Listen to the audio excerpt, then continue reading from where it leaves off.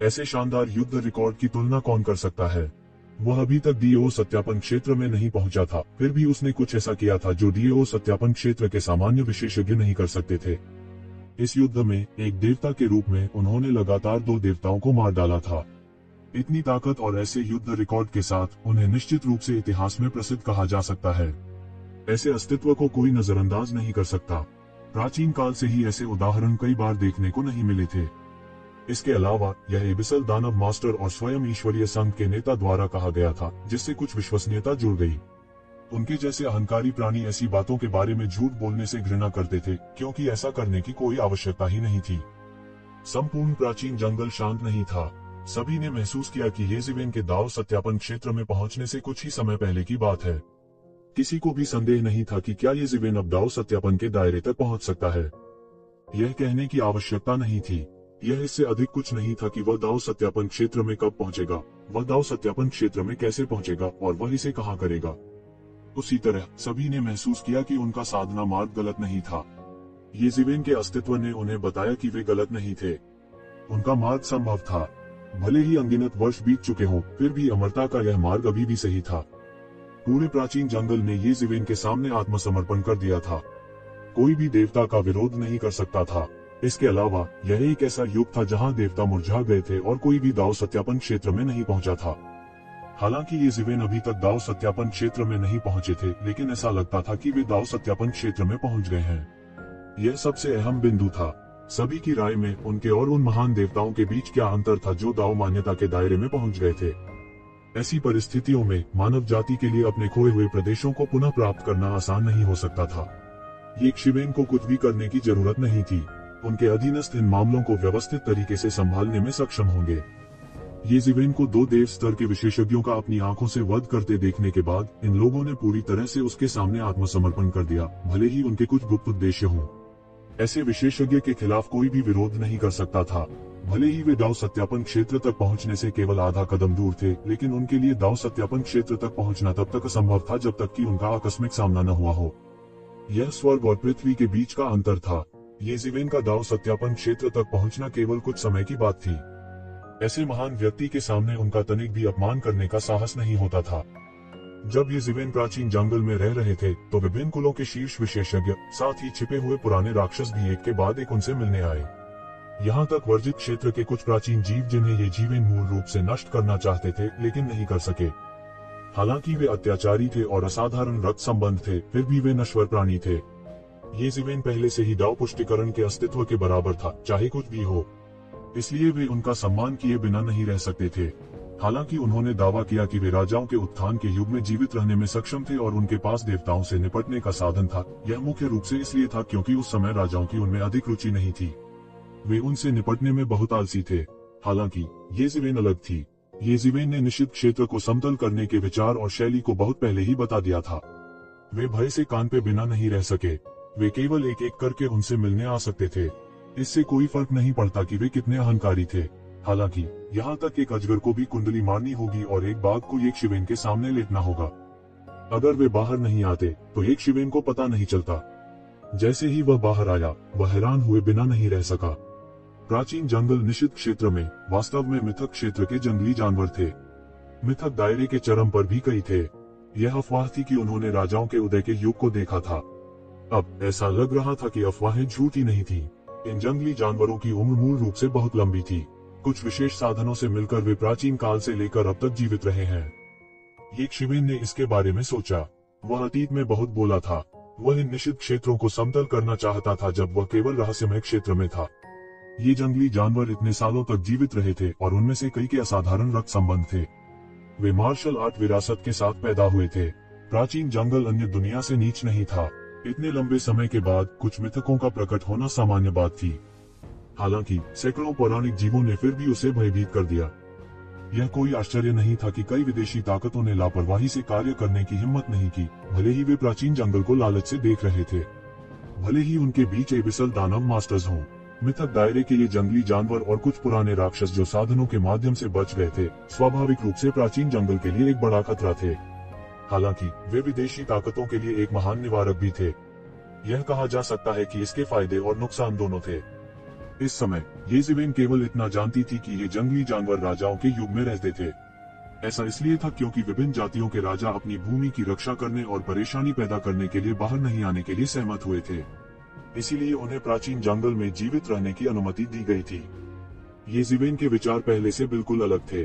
अब वह कुछ हद तक समझ सकता था कि राजा क्या सोच रहे थे। उन्हें इन जंगली जानवरों की जरा भी परवाह नहीं थी। जब तक वह यहाँ था, जो कोई भी परेशानी पैदा करने की हिम्मत करता, उसे मार डालता। वह स्वर्ग और लोगों को क्रोधित नहीं करना चाहता था, जिसके बारे में बोलते हुए वे प्राचीन जंगल के सच्चे मूल निवासी थे। वे 100 रेस एलायंस और डायमंड रेस से पुराने थे।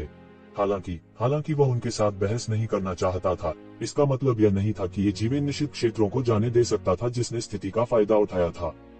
उन्होंने निषिद्ध क्षेत्रों में उन सभी शक्तिशाली प्राणियों को इकट्ठा किया जो उनका सम्मान करने आए थे। फिर उसने उन सभी जंगली जानवरों को पाया जिन्होंने निषिद्ध क्षेत्रों में परेशानी पैदा की थी और उन्हें एक एक करके सबके सामने मार डाला। कुछ महापुरुष और कई गहन क्षेत्र विशेषज्ञ थे। एक सांस में उन्होंने 20 से अधिक निषिद्ध क्षेत्रों, बड़े और छोटे को समतल कर दिया था। ये जंगली जानवर विरोध करना चाहते थे, लेकिन येज़िवेन के सामने वे बच्चों की तरह थे। वे कुछ नहीं कर सके। उनके प्रतिरोध ने उन्हें और भी हास्यास्पद बना दिया। अन्य उजाड़ जानवर कांपने लगे। उनके पहाड़ जैसे शरीर येज़िवेन के सामने झुक गए। उन्होंने जोर से सांस लेने की भी हिम्मत नहीं की। ये पुराने राक्षस जो अनगिनत वर्षों से जीवित थे, कैसे नहीं जान सकते थे कि येज़िवेन बंदरों को चेतावनी देने के लिए मुर्गे को मार रही थी। वह बंदरों को सावधान करने के लिए मुर्गे को मार रहा था। साथ ही उन्होंने राहत की सांस ली।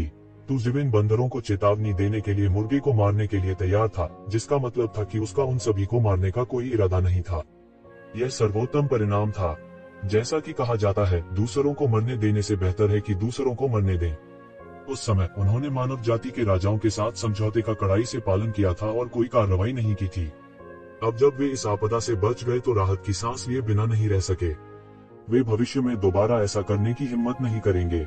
किसने सोचा होगा कि मानव जाति वास्तव में ऐसे व्यक्ति को इतनी गिरावट में पैदा करेगी। एक व्यक्ति एक शहर को समृद्ध कर सकता है और एक व्यक्ति एक देश को नष्ट कर सकता है। येज़िवेन ऐसी क्षमता वाली व्यक्ति थी। ऐसा लगता था कि यह कारण नहीं था कि मानव जाति ब्रह्मांड की कुछ महान जातियों में से एक बन सकती थी। केंद्र से दूर किसी स्थान पर भी ऐसा व्यक्ति पैदा किया जा सकता था। उन्होंने उस युद्ध पर भी ध्यान दिया था, इसलिए वे जानते थे कि इससे कोई फर्क नहीं पड़ता कि येज़िवेन देवता है या नहीं। भले ही वह देवता न हो, फिर भी वह देवता होगा यदि वह किसी देवता को हरा सकता है। इसके अलावा ऐसा लग रहा था कि दाव सत्यापन निकट ही था।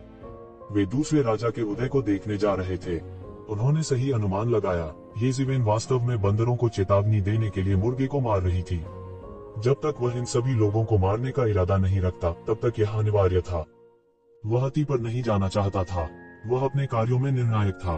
वह उन लोगों को मारने में कभी नहीं हिचकिचाएगा जो मारे जाने के योग्य थे।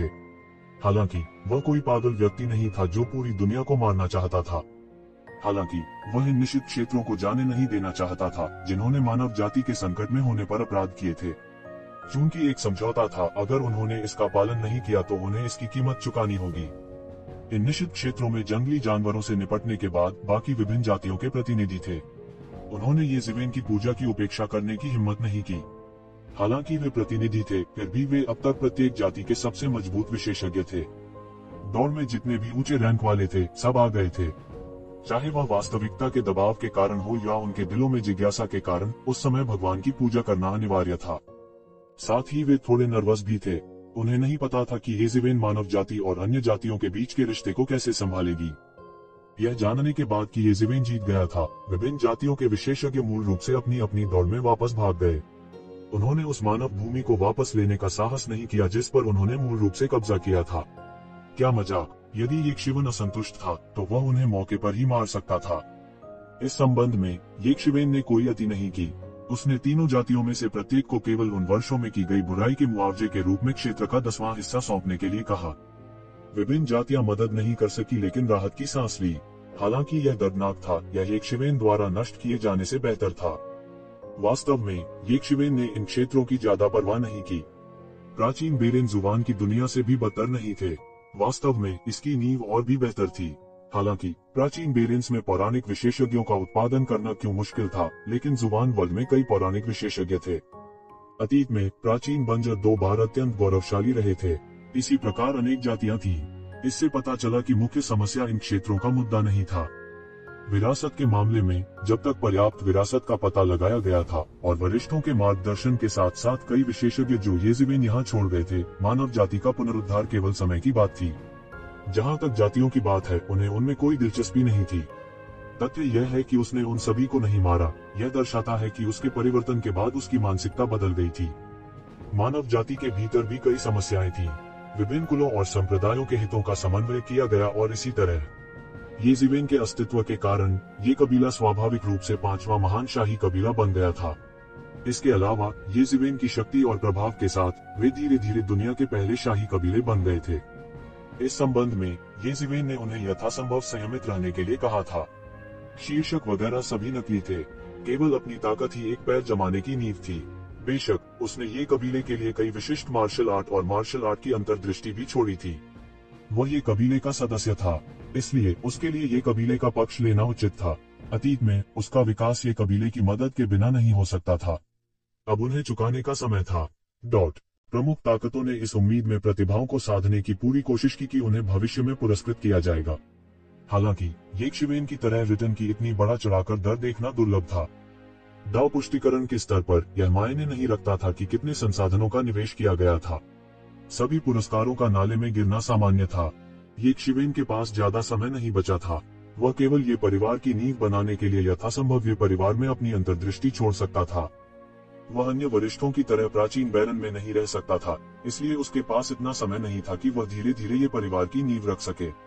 वह केवल आगे बढ़ते रहना चुन सकता था। इससे पहले उन्हें ये परिवार को यथासंभव मजबूत बनाना था। हालांकि यह धीरे धीरे किया जाना था।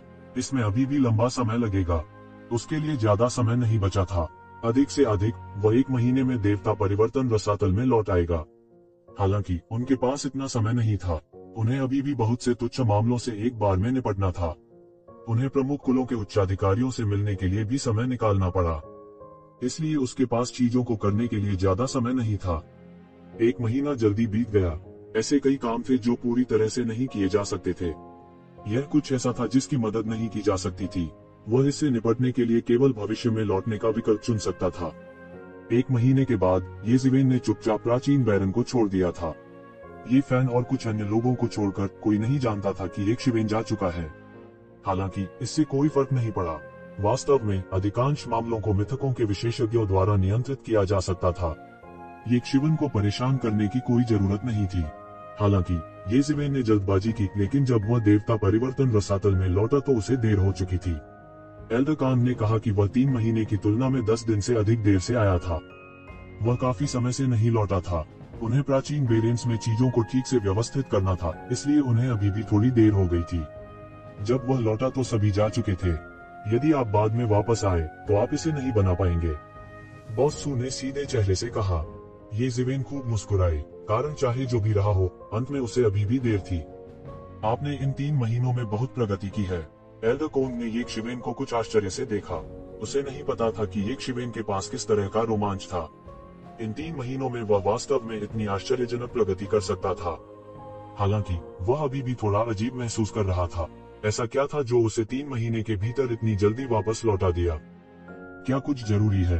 येज़िवेन ने पूछा। एल्डरकोन ने सिर हिलाया और कहा, यह भी आपके लिए बहुत सौभाग्य की बात है। यह अवसर हर 100,000 वर्षों में केवल एक बार प्रकट होता है और यह आपके सिर पर आ गिरा है।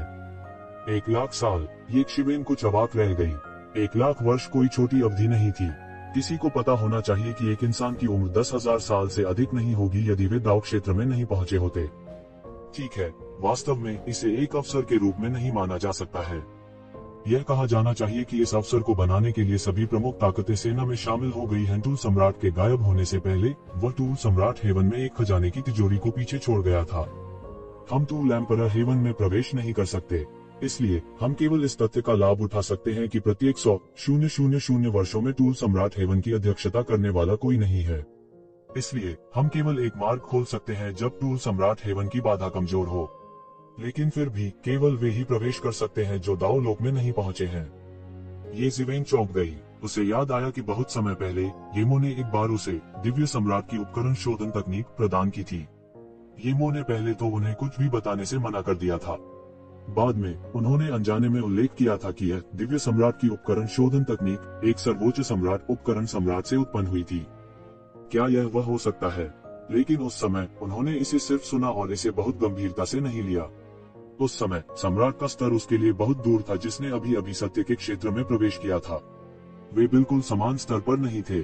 येज़ेवेन की अभिव्यक्ति को देखकर एल्डर कोन ने सोचा कि येज़ेवेन को नहीं पता है, इसलिए उन्होंने जारी रखा, ज्ञात सम्राटों में उपकरण सम्राट ही एकमात्र ऐसा था जिसने उपकरण शोधन के माध्यम से दाव प्राप्त किया। यहाँ तक अन्य सम्राटों ने भी उपकरण के बारे में सुना है। सम्राट की उपकरण शोधन तकनीक। यहाँ तक अन्य सम्राटों ने भी टूल सम्राट की टूल रिफाइनिंग तकनीक के बारे में सुना है। यदि टूल सम्राट की टूल रिफाइनिंग तकनीक में से कोई भी प्रसारित होता तो अनगिनत लोग इसके दीवाने हो जाते। हालांकि उपकरण सम्राट कई साल पहले गायब हो गया था, केवल उपकरण सम्राट स्वर्ग को शून्य की गहराई में छोड़कर। उपकरण सम्राट स्वर्ग उपकरण सम्राट का दिव्य साम्राज्य है। संपूर्ण उपकरण सम्राट स्वर्ग स्वयं अनगिनत उपकरणों और स्वर्गीय से जाली है खजाने। टूल एम्परर हेवन की गहराई में एक विशाल खजाना तिजोरी है। प्रत्येक 100,000 वर्षों में यह कई स्वर्गीय खजाने, उपकरण और दिव्य वस्तुओं को बाहर निकालता है। इन चीजों को टूल एम्परर हेवन की गहराई में एकीकृत किया जाएगा, जिससे यह और भी स्थिर हो जाएगा। इसलिए भले ही टूल सम्राट हेवन की अध्यक्षता करने वाला कोई न हो, दाव दायरे के विशेषज्ञों के प्रवेश करने का कोई रास्ता नहीं है। एल्डर कोन ने येज़ेवेन को देखते हुए अपनी आंखें सिकोड़ ली। येज़ेवेन ने गंभीरता से सिर हिलाया। यह वास्तव में एक महान सौभाग्य था, एक महान सौभाग्य। हालांकि ये सबसे महत्वपूर्ण चीजें नहीं हैं। सबसे महत्वपूर्ण बात यह है कि टूल सम्राट हेवन ने टूल सम्राट की विरासत को पीछे छोड़ दिया है। यह सिर्फ इतना है कि इन सभी वर्षों के बाद किसी को भी वास्तव में टूल सम्राट की विरासत नहीं मिली है। बहुत से लोग सोचते हैं कि यह बकवास है, लेकिन हम जानते हैं कि यह बकवास नहीं है। टूल सम्राट हेवन में प्रवेश करने का आपका मुख्य उद्देश्य टूल सम्राट की विरासत का पता लगाना है। यदि आपके पास उपकरण सम्राट की विरासत प्राप्त करने का अवसर है, तो संपूर्ण उपकरण सम्राट स्वर्ग आपका होगा। आपकी भविष्य की उपलब्धियां असीमित होंगी। क्या तुम समझ रहे हो? आपके पास केवल एक मौका है। आपके पास अगली बार टूल एम्परर हेवन के खुलने तक प्रतीक्षा करने की उम्र नहीं है। यदि आप दाव क्षेत्र को प्राप्त नहीं करते हैं, तो आप मर जाएंगे। एल्डर कोन ने येज़ेवेन को देखा और एक पैनी नजर से कहा, बेशक यदि आप कोई दिव्य वस्तु या उपकरण प्राप्त करते हैं जिसकी आपको आवश्यकता नहीं है, तो देवता परिवर्तन रसातल उन्हें उच्च कीमत पर खरीदेगा। हम आपको नुकसान नहीं होने देंगे। येज़ेवेन ने सिर हिलाया। यह कोई समस्या नहीं थी। किसी भी मामले में उसे मजबूर नहीं किया जा रहा था। उसे इसकी आवश्यकता थी या नहीं, यह उसके ऊपर था। हमारे अलावा क्या अन्य लोग होंगे जो देवता परिवर्तन रसातल में प्रवेश करेंगे? येज़ेवेन ने पूछा। बिल्कुल। देवता परिवर्तन रसातल के अलावा सैकड़ों अन्य बड़ी और छोटी ताकतें हैं जो अपने सबसे उत्कृष्ट शिष्यों को भेजेंगे। देवता परिवर्तन रसातल में केवल शीर्ष 10 ही प्रवेश करने के योग्य हैं। बाकी लोग केवल खुद को मौत के मुंह में भेज रहे होंगे। देवता परिवर्तन रसातल में न केवल अनगिनत कीमती उपकरण हैं, बल्कि इससे भी महत्वपूर्ण बात यह है कि उपकरण सम्राट ने अनगिनत तंत्रों और सरणियों को पीछे छोड़ दिया है। टूल सम्राट के कई अधीनस्थ भी गहरी नींद में हैं। चाहे देवता ही क्यों न हो, वे सुरक्षित रूप से वहां नहीं चल पाएंगे। हालांकि आपकी ताकत खराब नहीं है, वास्तव में यह केवल अमृतत्व क्षेत्र के प्रारंभिक चरण के बराबर है। आपके लिए खुलकर घूमना काफी नहीं है। इसके अलावा प्रमुख ताकतों के कुलीन बीज भी आप पर लालच से नजर गड़ाए हुए हैं। आपके लिए आसानी से वर्षा प्राप्त करना असंभव है। उद्धरण चिन्ह, अमृतत्व क्षेत्र का प्रारंभिक चरण। येज़ेवेन इससे अपरिचित नहीं थी। यद्यपि उसने अपने दाव को सिद्ध नहीं किया था, येज़ेवेन ने मानव जाति के शाही दरबार में कई महान राजाओं की अंतर्दृष्टि और व्यक्तिगत पत्रों के माध्यम से ब्राउज किया था। इसमें उल्लेख किया गया है कि किसी के डीएओ को साबित करने के बाद सामान्य लोगों द्वारा उसे देवता के रूप में देखा जाएगा। हालांकि देवताओं के बीच कई अवस्थाएं भी थी: अमृतत्व क्षेत्र, शाश्वत क्षेत्र, ऋषि क्षेत्र और राजा क्षेत्र। प्रत्येक चरण को आगे प्रारंभिक चरण, मध्य चरण, उत्तर चरण और चरम चरण में विभाजित किया गया था। उसके ऊपर महान सम्राट क्षेत्र था। यह एक मंच नहीं था कि वह पहुंच सके। मानव जाति के 4 मानव राजा साम्राज्य के बीच शक्तिशाली थे। अमृतत्व क्षेत्र किसी के डीएओ को साबित करने का पहला चरण था। इसे बिना किसी आपदा के और दुनिया के साथ हमेशा के लिए जीने के रूप में वर्णित किया जा सकता है। इसका मतलब यह था कि जब तक वे गंभीर चोटों या अपरिवर्तनीय प्राकृतिक आपदाओं से पीड़ित नहीं होते, तब तक इस क्षेत्र के स्वामी हमेशा के लिए जीवित रह सकते थे और कभी मर नहीं सकते थे। हालांकि अगर उन्हें गंभीर चोट लगी तो भी वे मर सकते थे। जिन देवताओं के गिरने की जानकारी थी, उनमें से अधिकांश अमृतत्व क्षेत्र के स्तर पर थे। अनंत क्षेत्र एक कदम आगे था।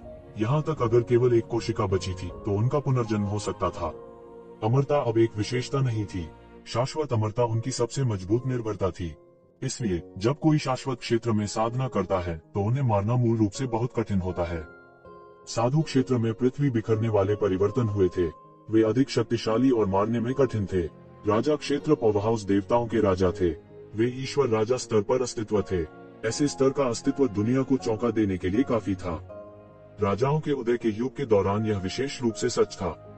मानव जाति में बहुत अधिक दाव मान्यता पावरहाउस नहीं थे। उनमें से केवल 4 थे। अन्य कुलों ने कई बिजली घरों का निर्माण किया था। हालांकि 4 मानव राजाओं के सामने एक अजगर को भी कुंडली मारनी होगी और एक बाघ को लेटना होगा। यही कारण था। उनमें से एक की तुलना एक दर्जन या दर्जनों देवताओं से की जा सकती थी। हालांकि वह अभी भी उसके लिए बहुत दूर था। अपने डीओ को साबित करने के बाद हर कदम आगे बढ़ना पहले से कहीं अधिक कठिन होगा। आवश्यक समय की गणना आमतौर पर हजारों या दसियों हजारों वर्षों की इकाइयों में की जाती थी। हालांकि इससे कोई फर्क नहीं पड़ता था कि देवता अमर थे। इसमें अभी और समय लगेगा। अभी येज़िवेन प्रारंभिक शाश्वत क्षेत्र के शिखर पर ही था। उन्हें विश्वास था कि उन्हें इस दायरे में किसी से डरने की जरूरत नहीं है। यहाँ तक अगर एबिसल दानव मास्टर और दिव्य संघ के नेता सेना में शामिल हो जाते हैं तब भी वे उससे हार जाएंगे। वे उसके लिए बिल्कुल भी खतरा नहीं होंगे। इस बार जब आप हथियार सम्राट स्वर्ग में जाते हैं तो आप बहुत खतरे में होंगे। यह मत सोचिए कि आप पहले से ही अजेय हैं। वास्तव में प्रमुख ताकतों में शीर्ष स्तर के अस्तित्व है जो डीओ सत्यापन के साथ प्रतिस्पर्धा कर सकते हैं। इससे पहले कि वे हथियार सम्राट स्वर्ग तक पहुंचे, इसके अलावा हथियार सम्राट स्वर्ग हर 100,000 वर्षों में केवल एक बार खुलता है। प्रमुख ताकतें हर कीमत पर अपने अभिजात वर्ग का पोषण करती हैं। हमारा परिवर्तन रसातल कोई अपवाद नहीं है। क्या आप जानते हैं कि हमने आपके लिए 1 वर्ष के लिए दिव्य परिवर्तन टॉवर को खोलने के लिए कितना भुगतान किया है? मूल रूप से सबसे अच्छे उम्मीदवार आप नहीं थे। लफ्तों के यहोवा ने तुम्हें चुना है। हालांकि ऐसा लगता है कि आपने उसे निराश नहीं किया। आप वास्तव में एक अच्छे उम्मीदवार हैं। एल्डर कोन ने कहा, प्रमुख ताकतों के अभिजात वर्ग के अलावा कई पुराने राक्षस जो अनगिनत वर्षों तक जीवित रहे हैं, वे भी जाने का अवसर लेंगे। ऐसे कई लोग हैं जो हजारों वर्षों से जीवित हैं। उनमें से कुछ का विशेष सामना भी होता है जो उन्हें देवताओं के साथ प्रतिस्पर्धा करने की अनुमति देता है। आपको इसे हल्के में नहीं लेना चाहिए। येज़िवेन ने गंभीरता से सिर हिलाया। बेशक वह इतना अहंकारी नहीं था। उसे केवल यही लगा कि वह दुनिया में अकेला है जो इस मुकाम तक पहुंच सकता है। वास्तव में मनुष्य की आयु बहुत कम थी, लेकिन मनुष्यों की तुलना में कई लंबे समय तक रहने वाली जातियों के जन्मजात फायदे थे। कुछ शक्तिशाली आकस्मिक मुकाबले उनकी वास्तविक युद्ध शक्ति को सामान्य दायरे से बहुत आगे तक ले जा सकते हैं। शायद वे अतीत में असाधारण प्रतिभाशाली थे, लेकिन वे अनगिनत वर्षों से इस दायरे में फंसे हुए थे। डाओ प्रोविन कुछ ऐसा था जिसे शब्दों से समझाया नहीं जा सकता था। इसका मतलब यह नहीं था कि शुरुआती चरणों में जो जितना अधिक शक्तिशाली होगा वह उतना ही अधिक अपने डीओ को साबित करने में सक्षम होगा। कुछ लोग शुरुआती दौर में छलांग और सीमा से आगे बढ़े और फिर तब नहीं था। कुछ लोग पौराणिक क्षेत्र के शिखर तक पहुंचने के लिए 100,000 साल खर्च कर सकते हैं, लेकिन अंत में वे अपने ताव को साबित कर सकते हैं। भाग्य कुछ ऐसा था जिसे कहना कठिन था, लेकिन उन्होंने खुद को छोटा नहीं किया। अपनी वर्तमान साधना से वह अपने दाव को सिद्ध करने की ताकत रखता था। स्वाभाविक रूप से सामान्य लोग उसकी तुलना नहीं कर सकते थे। अहंकार या स्वयं को छोटा नहीं समझना, यही सच्चा आत्मविश्वास था। लेकिन इसकी तुलना में आप जितनी जल्दी हो सके अपने शरीर में ऊर्जा को परिष्कृत करेंगे, अन्यथा आपको नुकसान होगा। एल्डर कोन ने येज़िवेन पर नजर डाली और देखा कि येज़िवेन के शरीर में भारी ऊर्जा समा गई है। येज़िवेन फूट फूट कर मुस्कुराए बिना नहीं रह सकी और बोली, मैं इसे सुधारना चाहती थी, लेकिन क्या मैं वापस नहीं लौटी? बेशक वह बस कह रहा था। यह 100,000 वर्षों में एक बार मिलने वाला अवसर था। यह वास्तव में एक महान सौभाग्य था। लेकिन भले ही आपके पास अभी समय नहीं है, लेकिन भविष्य में आपके पास यह होगा। टूल एम्परर हेवन कुल 10 वर्षों के लिए खुला रहेगा। अपनी क्षमता के साथ हम इसे लगभग 10 वर्षों तक ही बनाए रख सकते हैं। उसके बाद की मार्ग बंद हो जाएगा। यदि आप इससे पहले बाहर नहीं आए तो आप अंदर फंस जाएंगे। क्या आप समझे? एल्डर कोन ने कहा, मैं आपको 100,000 वर्षों के बाद फिर से नहीं देखना चाहता। लेकिन उसकी बातों से उसे येज़िवेन के दाव प्रोविन के बारे में बहुत भरोसा था।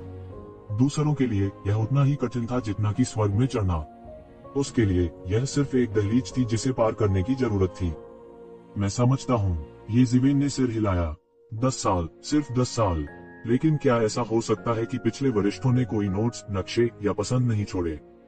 हथियार सार्वभौम स्वर्ग के बारे में वह पूरी तरह से अनभिज्ञ था और इसके बजाय कुछ उदास महसूस कर रहा था। 1 लाख साल बीत चुके हैं। क्या आप अभी भी हथियार सम्राट स्वर्ग के समान रहने की उम्मीद करते हैं?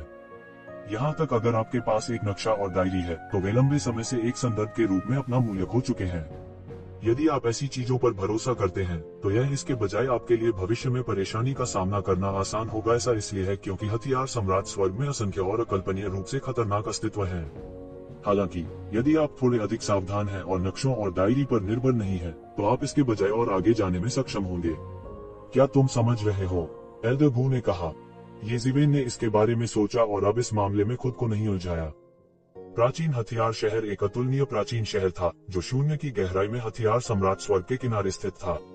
इतिहास के अनगिनत वर्षों के साथ एक प्राचीन शहर के रूप में प्राचीन हथियार शहर की दीवारों को समय के निशान के साथ चिन्हित किया गया था, जिससे इस प्राचीन शहर के इतिहास को आसानी से देखा जा सकता है।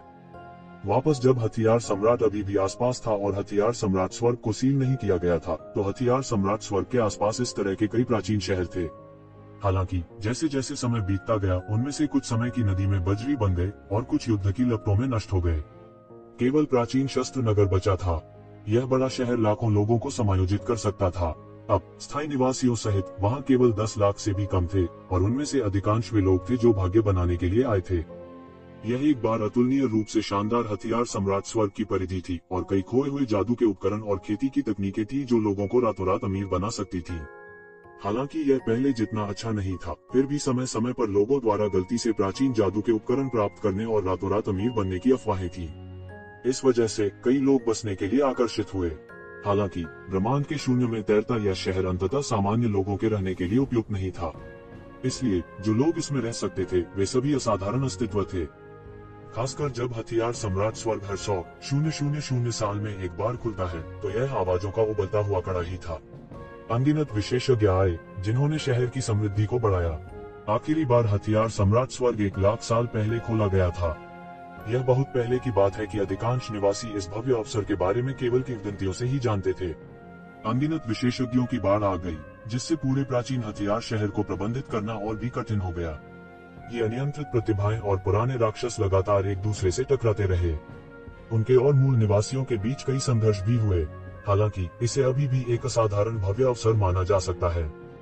येज़िवेन प्राचीन हथियारों के शहर में चले और चारों ओर हॉकिंग की आवाजें सुनी जा सकती थी। वह जहां भी जाता उसे गहन क्षेत्र के विशेषज्ञ दिखाई देते और यहाँ तक मिथक विशेषज्ञों को भी इधर उधर घूमते देखा जा सकता था। यहाँ अब कोई उच्च और शक्तिशाली स्थिति नहीं थी और उनमें और सामान्य विशेषज्ञों के बीच बहुत अंतर नहीं था।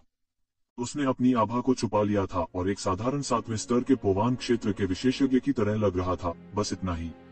इस जगह में यह सब बहुत आम था। इस बार जो लोग अपनी किस्मत आजमाने आए थे वे सिर्फ उन चोटी के मिथक विशेषज्ञों से दूर थे। वास्तव में ऐसे कई विशेषज्ञ थे जिन्होंने पोवांग दायरे के 7वें स्तर को पार कर लिया था और यहाँ तक कुछ अद्वितीय प्रतिभाएं भी थीं जिन्हें अभी तक पोवांग दायरे के 7वें स्तर तक नहीं पहुँचना था। प्रत्येक 100,000 वर्षों में एक बार एक दुर्लभ अवसर था और अगली बार ऐसा नहीं होगा। अगर वे इस बार नहीं आते तो उन्हें अगली बार इंतजार करने का मौका नहीं मिलता।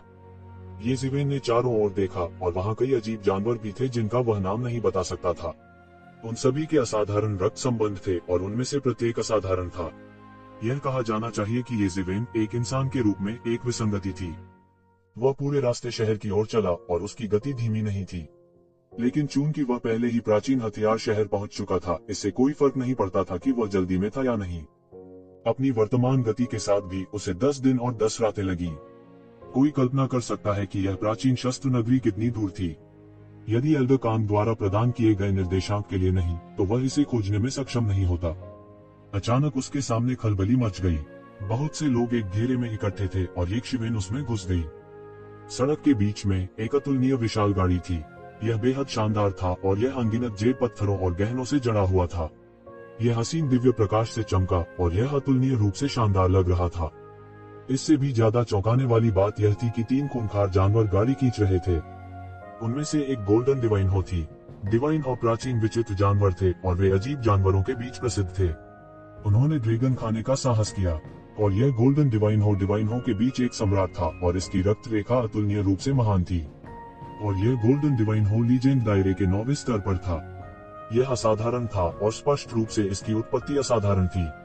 लेकिन अब इस दिव्य हॉ का इस्तेमाल गाड़ी खींचने के लिए किया जा रहा था। इस गाड़ी का मालिक कौन था? अपव्यय अवर्णनीय था और इस दिव्य हो के बगल में मानव जाति का एक बूढ़ा व्यक्ति था।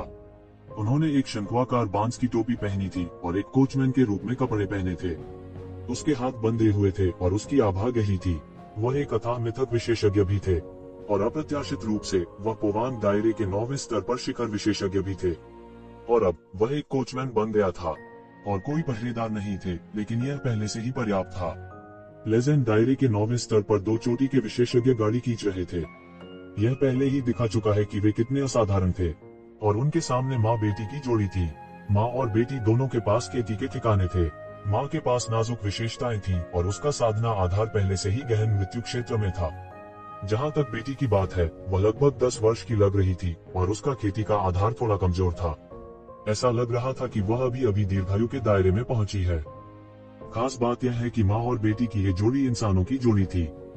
ये जिवेन कुछ समय के लिए शहर में रहे थे और उन्होंने विभिन्न जातियों के कई विशेषज्ञों को देखा था। इसके विपरीत उसने शायद ही कभी मनुष्यों को देखा हो।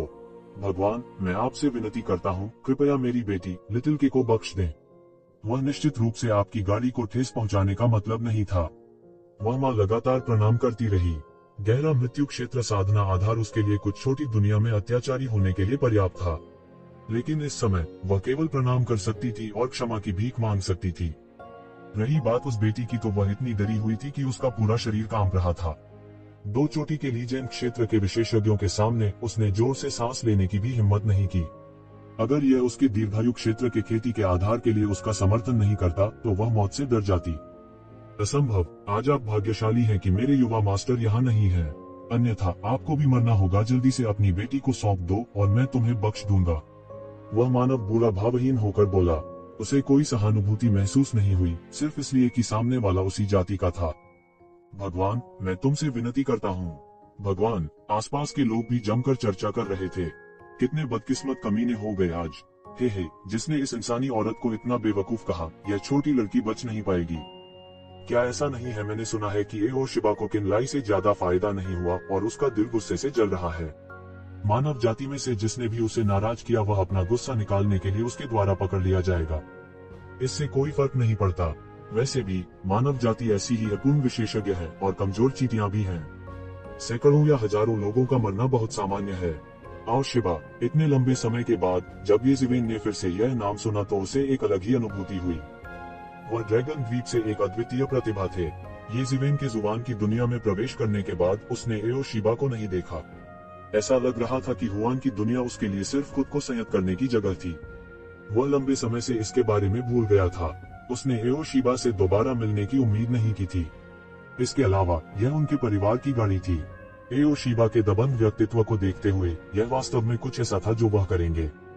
गोल्डन डिवाइन ने ड्रैगन रेस को खिलाने में विशेषज्ञता हासिल की और एओ शिबा ने विशेष रूप से गोल्डन डिवाइन पर कब्जा कर लिया। उनका उद्देश्य बहुत स्पष्ट था। यह डिवाइन रेस को अपमानित करने के लिए था। यह वही तर्क था जैसे मानव विशेषज्ञ खुद को परिवहन के लिए ड्रैगन को पकड़ना पसंद करते थे। मैं उसके साथ बकवास बात नहीं करना चाहता। चूंकि वह मरना चाहती है, तो यह एकदम सही है। मैं उसे एक घूंट में निगल लूंगा। द डिवाइन ने गर्जना की और मानवीय भाषा में बात की। आप पर है। मानव बूढ़ा अपनी बाहों को पार कर गया और भावहीन होकर वहीं खड़ा हो गया। उसने बिल्कुल परवाह नहीं की। साथ ही दाववादी, कृपया प्रतीक्षा करें। मेरे दोस्त, कृपया प्रतीक्षा करें। इस समय एक आकृति उछली। यह एक विद्वान की तरह कपड़े पहने एक आदमी था। वह एक सुंदर कन्फ्यूशियस विद्वान की तरह दिखता था। आप क्या चाहते हैं? शेन हो ने विद्वान की ओर रुखाई से देखा। क्या आप एक व्यस्त व्यक्ति बनना चाहते हैं ताकि मैं आपको भी खा सकूं? मानव जाति के बूढ़े व्यक्ति ने विद्वान की ओर ठंडी दृष्टि से देखा।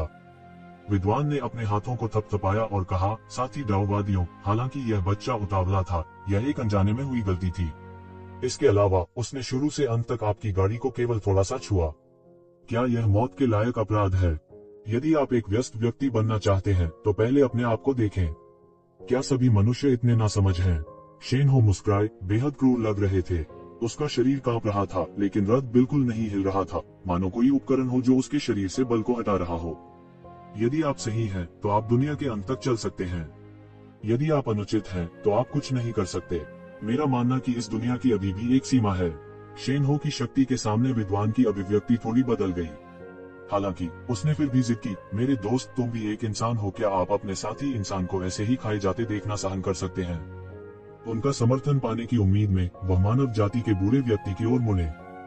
उसके आसपास के लोग मदद नहीं कर सकते थे, लेकिन आहें भर रहे थे। वे कैसे नहीं समझ सकते थे कि वह इतना पढ़ लिख कर बेवकूफ बन गया होगा। यह स्पष्ट था कि लोगों का यह समूह यहाँ मानव जाति के लिए परेशानी खड़ी करने के लिए था। उनके अहंकार को देखते हुए क्या वे उसकी बात सुनेंगे? मेरे दोस्त, यह बच्चा और कुछ नहीं जानता, कृपया इसे जाने दो। हम कुछ लोग इस तरह पैदा होते हैं। मैं देखता हूँ कि आप भी एक इंसान हैं और आपके लिए पोवान क्षेत्र के 8वें स्वर तक साधना करना आसान नहीं है। अब तुम्हारे पीछे हटने में देर नहीं हुई है। बूढ़ा न केवल उसके लिए नहीं बोला, बल्कि उसने उसे मनाने की भी कोशिश की। गर्जन, शेनहो ने गर्जना की, आकाश और पृथ्वी को हिला दिया। तुम उस पर अपनी सांस क्यों बर्बाद कर रहे हो? अगर मानव जाति का यह आदमी व्यस्त होने की हिम्मत करता है तो मैं उसे भी खाऊंगा। जाहिर है वह धैर्य से बाहर भाग रहा था। चूंकि तुम मरना चाहते हो, मुझे परवाह नहीं है, मानव चालक ने ठंडेपन से कहा। आदमी और जानवर अतुलनीय रूप से शक्तिशाली थे, लेकिन किसी ने भी उनकी मदद के लिए आगे आने की हिम्मत नहीं की। यह सब बहुत सामान्य था। इस दौरान शहर में ऐसा पहली बार नहीं हुआ है। बस इतना ही था कि इस बार मानव जाति की बारी थी। कुलीन रक्त रेखाओं वाले विदेशी जानवरों की तुलना में सामान्य मनुष्यों के लिए वास्तव में चिंतित होने की कोई बात नहीं थी। विद्वान का भाव गंभीर हो गया। उन्होंने कन्फ्यूशियस डाउ की खेती की और वे अपने दिल में सच्चाई में विश्वास करते थे। अपने शरीर में सत्य के साथ उसे दुनिया की किसी भी चीज से डरने की जरूरत नहीं होगी। यह कन्फ्यूशियस संप्रदाय का दर्शन था। इस समय उसका पूरा शरीर एक धर्मी आभा से भर गया था और वह अब देवताओं की आभा से प्रभावित नहीं था। ऐसा नहीं था कि उसने इससे पहले कन्फ्यूशियस के विशेषज्ञों को नहीं देखा था, लेकिन ऐसा बहुत कम ही देखने को मिलता था कि उसमें इतनी गहरी साधना हो। हालांकि यह विद्वान थोड़ा पांडित्यपूर्ण था, लेकिन यह कहना होगा कि वह वास्तव में धर्मी था और उसमें एक ऐसे विद्वान का सार था जो सत्ता से नहीं डरता था।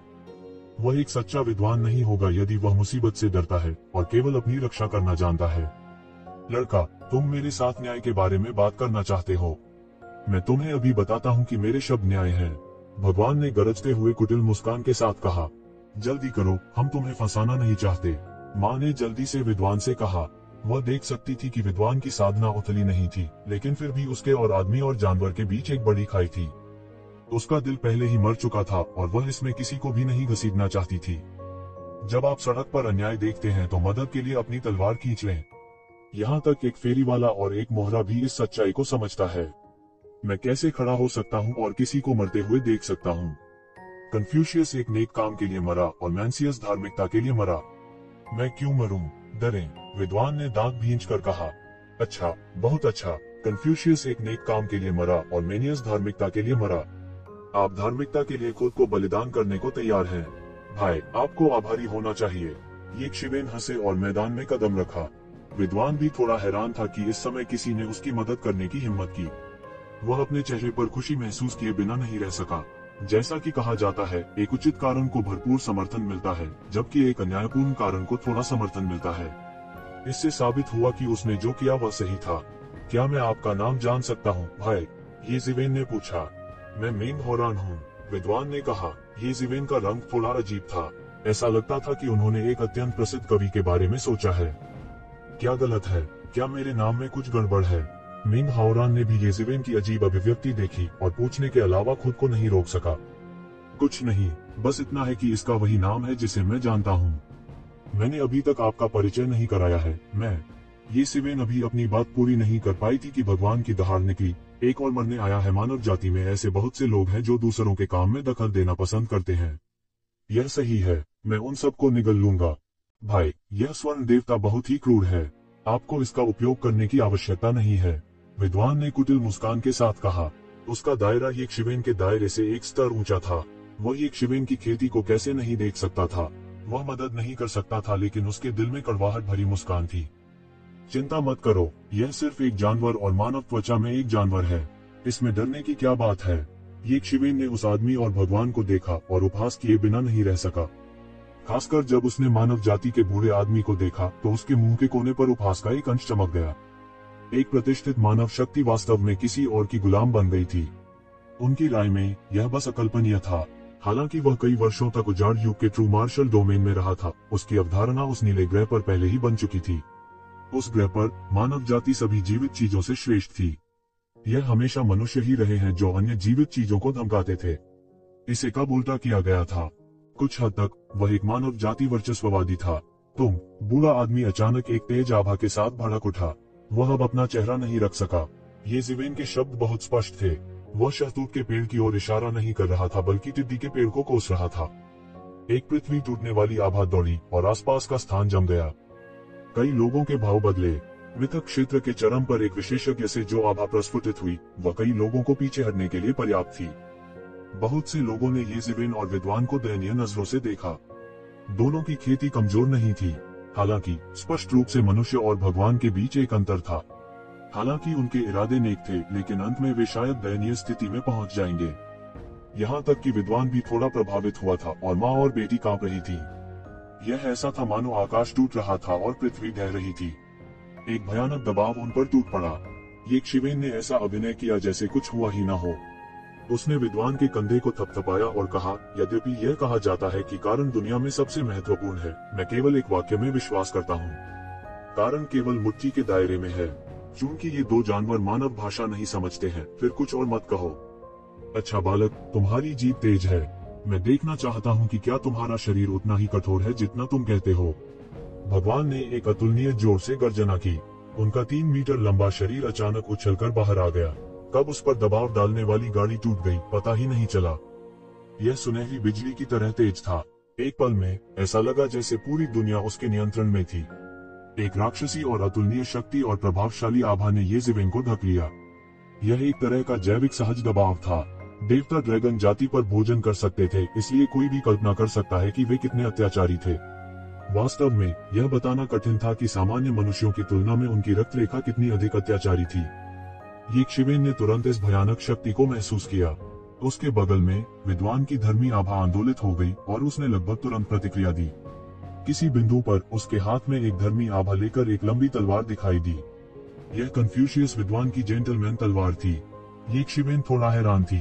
भगवान की गति अकल्पनीय रूप से तेज थी। हालांकि विद्वान समय पर प्रतिक्रिया करने में सक्षम था। ऐसा लग रहा था कि वह कोई साधारण व्यक्ति नहीं है। कन्फ्यूशियस स्कूल की विशेष साधना पद्धति अकारण नहीं थी। इस देवता की गति अत्यंत तीव्र थी। इसने समय और स्थान के बारे में आम लोगों की धारणा को भी विकृत कर दिया। आसपास के लोगों ने यह नहीं देखा कि भगवान ने अपनी चाल कैसे चली। हालांकि इस महत्वपूर्ण क्षण में ये ज़िवेन ने अपनी चाल चल दी। वह विद्वान से भी तेज था।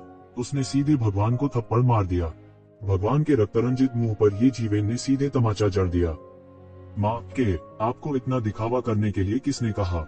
इस ध्वनि के साथ ही भगवान की आकृति पहले से अनगिनत गुना तेज गति से पीछे की ओर उड़ गई। बूम! इसने बड़ी संख्या में आवासों को प्रत्यक्ष रूप से नष्ट कर दिया। अंत में यह रुक गया। यह शक्ति एक तारे को चकनाचूर करने के लिए काफी थी। हालांकि इस स्थान को एक गठन द्वारा प्रबलित किया गया था। यह कोई साधारण जगह नहीं थी। क्या चल रहा है? क्या मेरी आंखें मुझ पर चाल चल रही हैं? वह भगवान क्यों उड़ गया? अभी क्या हुआ? मैंने इसे बिल्कुल स्पष्ट क्यों नहीं देखा? हर कोई पूरी तरह से चौंक गया। उन्हें विश्वास नहीं हुआ। विद्वान ने भी ये ज़िवेन को आश्चर्य से देखा। अभी कुछ ही समय पहले वह एक चाल चलने की योजना बना रहा था और इस सुनहरे देवता को परेशानी पैदा करने से रोक रहा था। किसने सोचा होगा कि अगले सेकंड में स्थिति उलट जाएगी। आक्रामक देवता भी एक ज़िवेन के हमले का सामना नहीं कर सका। इसे सीधे थप्पड़ मार दिया गया था। यह पौराणिक अवस्था के शिखर पर एक सुनहरा देवता था। रक्तदान के मामले में यह किसी से कमतर नहीं था। इसे लगभग समान स्तर के लोगों में श्रेष्ठ कहा जा सकता है। अंत में इसे अभी भी कुत्ते की तरह पीटा गया था। वह कौन था? मूर्ख! तुम इस तरह की ताकत के साथ दिखावा करने की हिम्मत करते हो। ये ज़िवेन डांटे बिना नहीं रह सकी। वह उनके एक वार का भी सामना नहीं कर सका। वह बिल्कुल बेकार था। उसने इसके बारे में नहीं सोचा। उसकी वर्तमान भयानक हथेली की ताकत के साथ पौराणिक मंच की कौन सी साधारण चोटी उसके एक हमले का सामना कर सकती है। ये ज़िवेन की नजर मानव कोचमैन की ओर गई। एक मानव विशेषज्ञ के रूप में आपका गौरव कहाँ है? क्या इसे कुत्ते ने खा लिया है? क्या आप में केवल कमजोरों को धमकाने की इस तरह की क्षमता बची है? आपकी साधना खराब नहीं है। यह अफसोस की बात है कि आपने बुराई करने वाले की मदद करना चुना। चूंकि तुम भी एक मनुष्य हो, अपनी साधना को नष्ट करो। मैं तुम्हारी जान बख्श दूंगा। उद्धरण चिन्ह। बूढ़ा एक ही समय में हैरान और क्रोधित था। उसने कभी नहीं सोचा था कि एक ज़िवेन इतना भयानक होगा। इसके अलावा ये ज़िवेन ने उसे अपनी खेती को अपंग करने के लिए कहा था। एक शक्तिशाली योद्धा के लिए उसकी खुद की खेती को अपंग करना उसे मारने से ज्यादा क्रूर था। यदि यह पहले होता तो वह सोचता कि मानव जाति का यह कनिष्ठ पागल हो गया है। हालांकि हमले ने अभी अभी उसे समझा दिया कि यह एक सपना नहीं था, यह हकीकत थी। दिव्य हो की ताकत लगभग उसके जैसी ही थी। हालांकि येज़ेबेल के थप्पड़ से डिवाइन हो के शरीर के टुकड़े टुकड़े हो गए थे। इस हथेली की शक्ति कितनी भयानक थी, वह सोच भी नहीं सकता था कि अगर उसे थप्पड़ मार दिया जाए तो क्या होगा। येज़ेबेल ने बूढ़े आदमी की परवाह नहीं की। उसके बाद वह डिवाइन हो के पक्ष में चला गया कि उसने मौत के लिए थप्पड़ मार दिया था। उसके चेहरे पर एक संतुष्ट भाव दिखाई दिया। सौभाग्य से मैंने अपनी पूरी ताकत का उपयोग नहीं किया, अन्यथा यह मांस खून की धुंध में बिखर जाता। जिसके बारे में बात करते हुए मैंने अभी तक डिवाइन हो का मांस नहीं खाया है। उसने पहले से ही डिवाइन हो के मांस को संग्रहित कर लिया था, जिसे उसने तियानिवान मिर में थप्पड़ मारकर मार डाला था। वह आमतौर पर मांस को रक्त के साथ परिष्कृत करता था, इसलिए उसे भोजन की अधिक आवश्यकता नहीं होती थी। उसके आसपास के लोग अपनी पैंट गीली करने तक डर गए थे। वह मिथक क्षेत्र के शिखर पर एक डिवाइन हो, एक गोल्डन डिवाइन हो था। अगर इसे एओशिबा ने गाड़ी खींचने के लिए नहीं पकड़ा होता तो यह दुनिया की सबसे मजबूत प्रतिभाओं में से एक होती। यह किसी से नहीं हारा होता। हालांकि इसे इस व्यक्ति ने थप्पड़ मार दिया था। इस व्यक्ति का क्षेत्र कितना भयानक था। इसके अलावा उसने अपनी पूरी ताकत का इस्तेमाल नहीं किया था। अगर उसने अपनी पूरी ताकत का इस्तेमाल किया होता तो क्या उसने प्राचीन टूल सिटी में एक बड़ा छेद नहीं किया होता। जब उन्होंने मानव जाति की कई प्रतिभाओं के बारे में सुना था तो उनके दिमाग में तेजी से बदलाव आया। उसकी युद्ध शक्ति वास्तव में अत्याचारी और भयानक थी। ऐसा कोई कारण नहीं था कि उन्होंने ऐसे भयानक व्यक्ति के बारे में पहले नहीं सुना था। उन्होंने अपने मन में अनगिनत सूचनाओं की खोज की। अंत में उन्हें उस विद्वान की जानकारी मिली। मिंग हारान, रहस्यमय कन्फ्यूशियस संप्रदाय के उत्कृष्ट शिष्यों में से एक। उनकी खेती सबसे आकर्षक नहीं थी। हालांकि उन्होंने एक बार मिथक दायरे के चरम पर 2 अस्तित्वों का वध कर दिया था। इसके अलावा 2 अस्तित्व सेना में शामिल हो गए थे। हालांकि इस दुनिया में अनगिनत प्रतिभाएं थीं, लेकिन उनके स्तर के कुछ ही लोग थे। उनका घेरा बहुत छोटा था। उन्होंने महसूस किया कि जब तक येज़ेबेल ने अपने नाम की घोषणा की, वे स्वाभाविक रूप से समझ जाएंगे। भाई, हद से आगे मत बढ़ो। क्या तुम जानते हो कि हमारा मालिक कौन है? उस मानव विशेषज्ञ ने दांत पीसकर सावधानी से कहा। उसने लापरवाही से काम करने की हिम्मत नहीं की। वो जानता था कि वो येज़ेबेल की एक भी चाल का सामना नहीं कर पाएगा। हालांकि वह इस तथ्य को बर्दाश्त नहीं कर सका कि उसे अपनी मार्शल आर्ट को अपंग करना पड़ा। क्या यह एओशिबा नहीं है? भले ही वह ठीक मेरे सामने हो, फिर भी मैं उसे मार डालूंगा। क्या बड़ी बात है? अपने आप को बहुत ऊंचा मत समझो। क्या यह सिर्फ एक अजगर नहीं है? यदि तुम सच में मुझे गुस्सा दिलाते हो तो क्या हुआ अगर मैं तुम्हारा वध कर दूं और तुम्हारे सूप का बर्तन बना दूं? येज़ेबेल पूरे रास्ते चले और उदासीनता से कहा, क्या आपको लगता है कि उसे खबर मिलेगी और वह अभी भागेगा? भोले मत बनो। मैंने आसपास की जगह को पहले ही सील कर दिया है। जब तक मैं इच्छुक नहीं हूँ, वह थोड़ी सी भी जानकारी प्राप्त करने में सक्षम नहीं होगा। अपनी खुद की मार्शल आर्ट को अपंग करें। मैं खुद को तीसरी बार दोहराना नहीं चाहता। उद्धरण चिन्ह। येज़ेबेल ने इस बूढ़े आदमी पर एक ठंडी नजर डाली। उसके मन में उसके प्रति रत्ती भर भी सहानुभूति नहीं थी। बहुत दूर मत जाओ। बूढ़ा दहाड़ा। टकराना। इससे पहले कि वह बोलना समाप्त करता, उसका पूरा शरीर एक तोप के गोले की तरह उड़ गया और फिर एक धमाके के साथ सीधे घर में जा गिरा। उसे येज़ेबेल ने लात मारकर भगा दिया। बहुत दूर जाओ। अच्छा कहा। जब आप अभी अभी अहंकारी हो रहे थे तो क्या आपने कभी बहुत दूर जाना जैसे शब्दों के बारे में सोचा? वह डरपोक एओशिबा किनली से हार गया और उससे बदला नहीं ले सका, इसलिए वह वास्तव में आम लोगों से बदला लेना चाहता था। एक इंसान के रूप में आपने वास्तव में एक अत्याचारी की मदद की। अपनी साधना को पंगु बनाना पहले से ही आपको आसानी से छोड़ रहा है। यह मत सोचिए कि आप दूसरों को सिर्फ इसलिए धमका सकते हैं क्योंकि आपके पास एओशिबा का समर्थन है। हर कोई उसे चेहरा नहीं देगा। येज़ेबेल ने धीरे से कहा। सभी भयभीत थे। तभी उन्हें एहसास हुआ कि बूढ़े आदमी की खेती वास्तव में येज़ेबेल द्वारा अपंग कर दी गई थी। उनका पूरा चेहरा बेहद पीला था। केवल एक चाल के साथ मिथक क्षेत्र के चरम पर एक मास्टर ने अपनी मार्शल आर्ट को पंगु बना दिया था और यह येज़ेबेल दया दिखा रहा था। नहीं तो वह एक ही चाल में मारा गया होता। सभी ने ठंडी हवा की सांस ली। बस यह व्यक्ति कौन था? उनकी ताकत एक मिथक से पूरी तरह ऊपर थी। मेरे स्वामी मुझसे बदला लेंगे। बूढ़े ने मुंह से खून उगल दिया और दहाड़ा। येज़ेबेल ने उसे तिरस्कार से देखा और कहा, भले ही वह ना आए, फिर भी मैं उसे ढूंढने जाऊंगी। उसका मूड खराब है और वह मजे के लिए लोगों को खाना चाहता है। अब जब मेरा मूड खराब है तो मैं भी मजे के लिए एक ड्रैगन खाना चाहता हूँ। बूढ़े आदमी ने अचानक मुंह भर खून उगल दिया। यह उस स्क्रिप्ट से बिल्कुल अलग था जिसकी उन्होंने मूल रूप से कल्पना की थी। न केवल येज़ेबेल बिल्कुल भी डरा नहीं था, बल्कि वह परेशानी की तलाश भी करने वाला था। तो येज़ेबेल माँ और बेटी के पास गए और कहा, जल्दी करो और छिपने के लिए जगह ढूंढो। यह जगह तुम्हारे लिए उपयुक्त नहीं है। यक्षवेन ने उन पर नजर डाली और अपना सिर हिला दिया। इस स्थान पर अपनी खेती के साथ वे अब भी बहुत कमजोर थे। भाई, क्या तुम एओशिबा को ढूंढने जा रहे हो? मैं आपके साथ जाऊंगा। मिंग होरान ने आगे बढ़कर कहा, बात बस इतनी है कि मैंने अभी तक आपका नाम नहीं पूछा है। उद्धरण चिन्ह, यह मैं हूँ, ये जिवेन। ये जिवेन ने मुस्कुराकर कहा। उसका फिगर पहले ही गली में गायब हो चुका था। क्या वह ये जिवेन है? बूढ़े आदमी की आंखें लाल थी जब वह उस जगह को देख रहा था जहाँ यक्षवेन गायब हो गया था। उसे विश्वास नहीं हो रहा था। वह लंबे समय से एओशिबा के साथ थे। पिछली बार प्राचीन फीनिक्स डोमेन से लौटने के बाद उन लोगों के बीच जिन्हें एओशिबा भूल नहीं सकते थे, किनली को छोड़कर केवल ये जिवेन ही बचा था। बात बस इतनी थी कि उसने ये जिवेन को पहले कभी नहीं देखा था और उसे नहीं पता था कि ये जिवेन कैसी दिखती थी। नहीं तो बात इससे कहीं ज्यादा होगी। वह इतना मजबूत कैसे हो सकता है? उसने कभी नहीं सोचा था कि जिस दुश्मन को यंग मास्टर भूल नहीं सकते, वह वास्तव में इतना अत्याचारी हो जाएगा। वह ये जिवेन है। कोई आश्चर्य नहीं, कोई आश्चर्य नहीं। वह देवत्व रसातल से है। इस साल वह अचानक देवत्व रसातल के तीसरे जिले में सबसे मजबूत बन गया। डिफिकेशन एबिस, अब मुझे याद है। इस बार किसी ने कहा कि डिफिकेशन एबिस के तथाकथित जीनियस बेकार हैं। ऐसा लगता है कि ऐसा नहीं है कि देवत्व रसातल में कोई नहीं है, लेकिन असली नेता अभी तक नहीं आया है।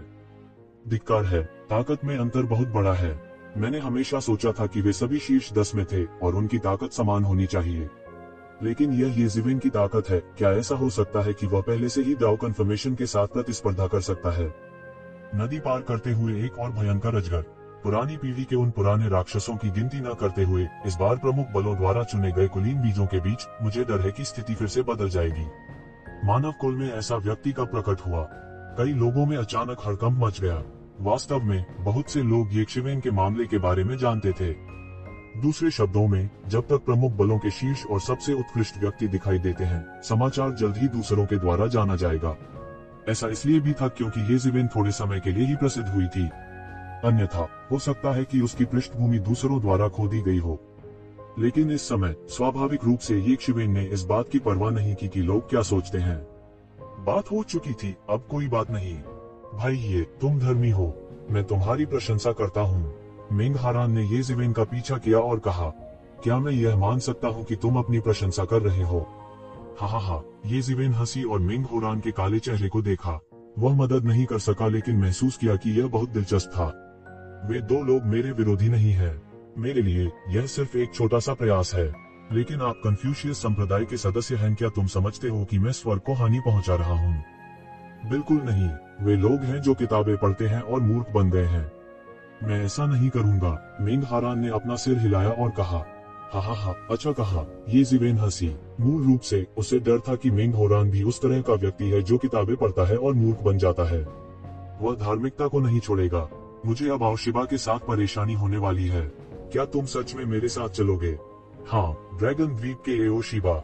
मैंने भी लंबे समय से आपका नाम सुना है। यह अफसोस की बात है कि मुझे आपके साथ लड़ने का अवसर नहीं मिला।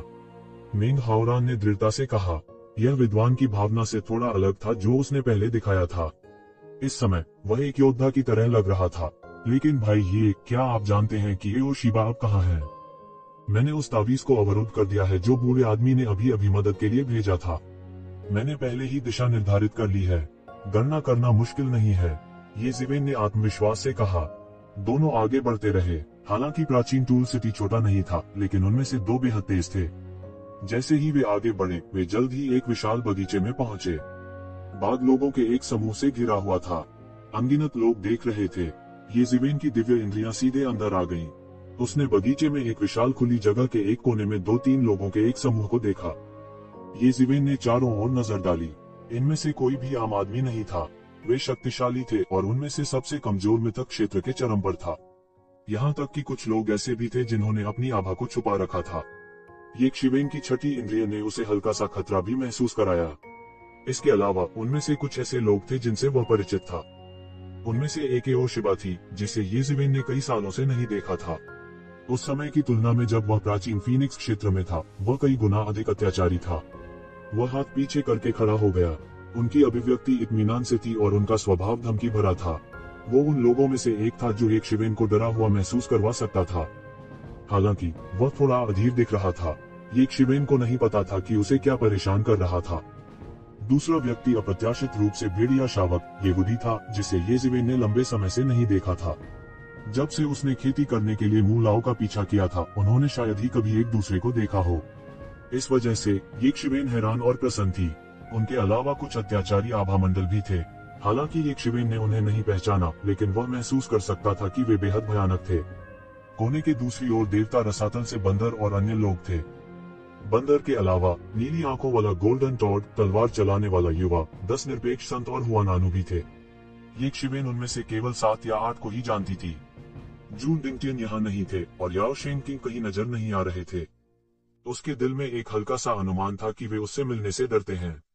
यह शून्य क्षेत्र नहीं था। वे मर जाते तो अच्छा था, लेकिन अगर वह उन्हें यहाँ मार देता तो वे निश्चित रूप से मर जाते। कहने की जरूरत नहीं है, वास्तव में उसके पास ऐसा विचार था। अगर उसके पास वास्तव में मौका होता तो वह उनसे छुटकारा पाने के लिए उन्हें मारने से भी गुरेज नहीं करता। मैदान के बीचों बीच बैंगनी रंग के लबादे में एक युवक खड़ा था। वह औसत व्यक्ति से लगभग 2 मीटर लंबा था। उसकी पीठ के पीछे पंखों की एक जोड़ी टिकी हुई थी।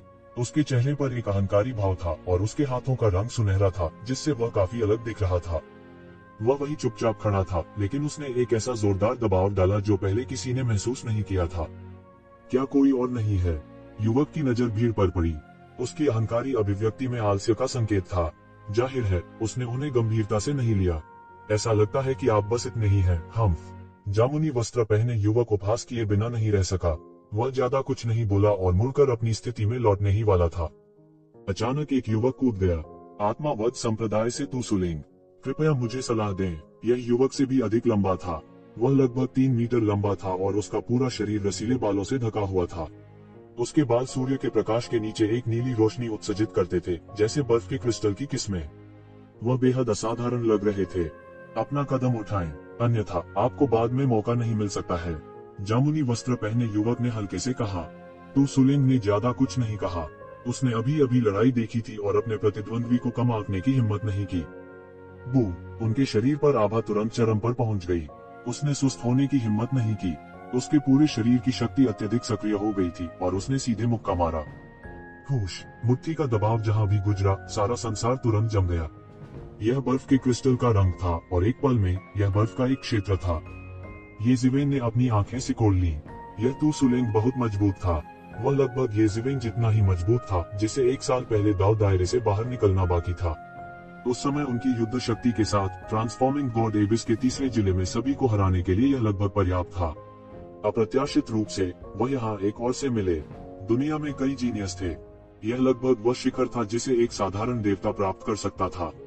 सामान्य तरीकों का उपयोग करके सिद्धांत स्तर तक पहुंचने की युद्ध क्षमता को प्राप्त करना असंभव था। बड़े आकस्मिक मुलाकातों, बड़ी दृढ़ता या अन्य तरीकों के बिना इसे हासिल करना असंभव था। ठीक इसी क्षण एक अंगुली आकाश में चुप गई, आकाश को भेद गई। बूम, जोरदार धमाका हुआ और पूरा आसमान चकनाचूर हो गया। अनगिनत बर्फ के क्रिस्टल तुरंत बर्फ के टुकड़ों में बदल गए, जो शून्य में गायब होने से पहले आकाश में भर गए। उंगली तू सुलेंग की मुट्ठी पर आ गई और एक कर्कश आवाज के साथ तू सुलेंग की पूरी बाहें खूनी धुंध में बिखर गई। तू सुलेंग अभी भी चिल्ला ही रहा था कि उसके सामने एक आकृति प्रकट हुई। यह कोई और नहीं बल्कि जामुनी वस्त्र पहने युवक था। आत्मावध संप्रदाय केवल इतना ही है। वह बिजली की नाई लात मारकर आकाश को चीर डाला और आकाश को चकनाचूर कर डाला। उसकी लात तू सुलेंग की छाती पर लगी। टकराना, तू सुलेंग को तोप के गोले की तरह उड़ा दिया गया। उसकी गति अत्यंत तेज थी। केवल कुछ ही लोग कार्रवाई की श्रृंखला देख सकते थे और येज़ेबेल उनमें से एक थी। वह थोड़ा हैरान हुआ। तू सुलेंग की ताकत के साथ भी उसे एक पल में उड़ते हुए भेज दिया गया। सब कुछ पलक झपकते ही हो गया। यह बिजली की तरह शुरू हुआ और बिजली की तरह खत्म हो गया। कई लोग अभी भी आश्चर्य से हौंफ रहे थे। उन्होंने यह भी नहीं देखा कि तू सुलेंग के हारने से पहले क्या हुआ था। सभी ने अपनी सांसें थाम ली और अपना ध्यान केंद्रित किया। थोड़ी देर की चुप्पी के बाद वे तुरंत आश्चर्य से चिल्ला उठे, या यूं कहें कि वे पूरी तरह से फट चुके थे। इतना मजबूत, तू सुलेंग पहले से ही अजेय देवता है, लेकिन वह एक भी वार नहीं कर सका। श्राउडिंग हेवन संप्रदाय वास्तव में एक राजा बिजलीघर द्वारा स्थापित एक संप्रदाय है। यह अकल्पनीय है कि मोजेंगडे ने एक चाल चलने से पहले ही 8 प्रमुख ताकतों के उत्कृष्ट शिष्यों को हरा दिया है। मैं विश्वास नहीं कर सकता, इतना मजबूत। क्या उसकी युद्धक शक्ति वास्तव में एक देवता के बराबर है? यह वास्तव में एंटेन लैंड में एक प्रसिद्ध संप्रदाय है। यह वास्तव में ऐसा कुछ नहीं है जिसकी तुलना एंटेन लैंड के बाहर से की जा सके। मोजेंगड़े की ताकत से अनगिनत लोग हैरान थे। तू सुलेम को पहले से ही भीड़ की नजर में बेहद मजबूत माना जाता था, लेकिन अब ऐसा लग रहा था कि मोजेंगड़े की ताकत दिखाने के अलावा उसकी ताकत व्यवहारिक रूप से बेकार थी। मोजेंगड़े की सुपर शैडोइंग फिंगर अधिक से अधिक शक्तिशाली होती जा रही है। विशेष प्रशिक्षण से लौटने के बाद उनकी लड़ाकू ताकत ने वास्तव में सफलता हासिल की है। वह अकेला ही बेदाग भूमि के बाहर से सभी तथाकथित प्रतिभाओं और अभिजात वर्ग को हराने के लिए पर्याप्त है। वे लोग सोचते हैं कि वे बहुत महान हैं, लेकिन वे तो कुएं के मेंढक हैं। क्या मजाक। मैदान के किनारे पड़ा एक अजीब जानवर तिरस्कार से बोला। यह एक बैल के आकार का था और बाघ जैसा दिखता था। इसमें हाथी के फर और पंखों की एक जोड़ी थी। यह बेहद उग्र लग रहा था। बहुत से लोग इसके शब्दों से फीके पड़ गए क्योंकि वे सभी बेदाग भूमि के बाहर से थे।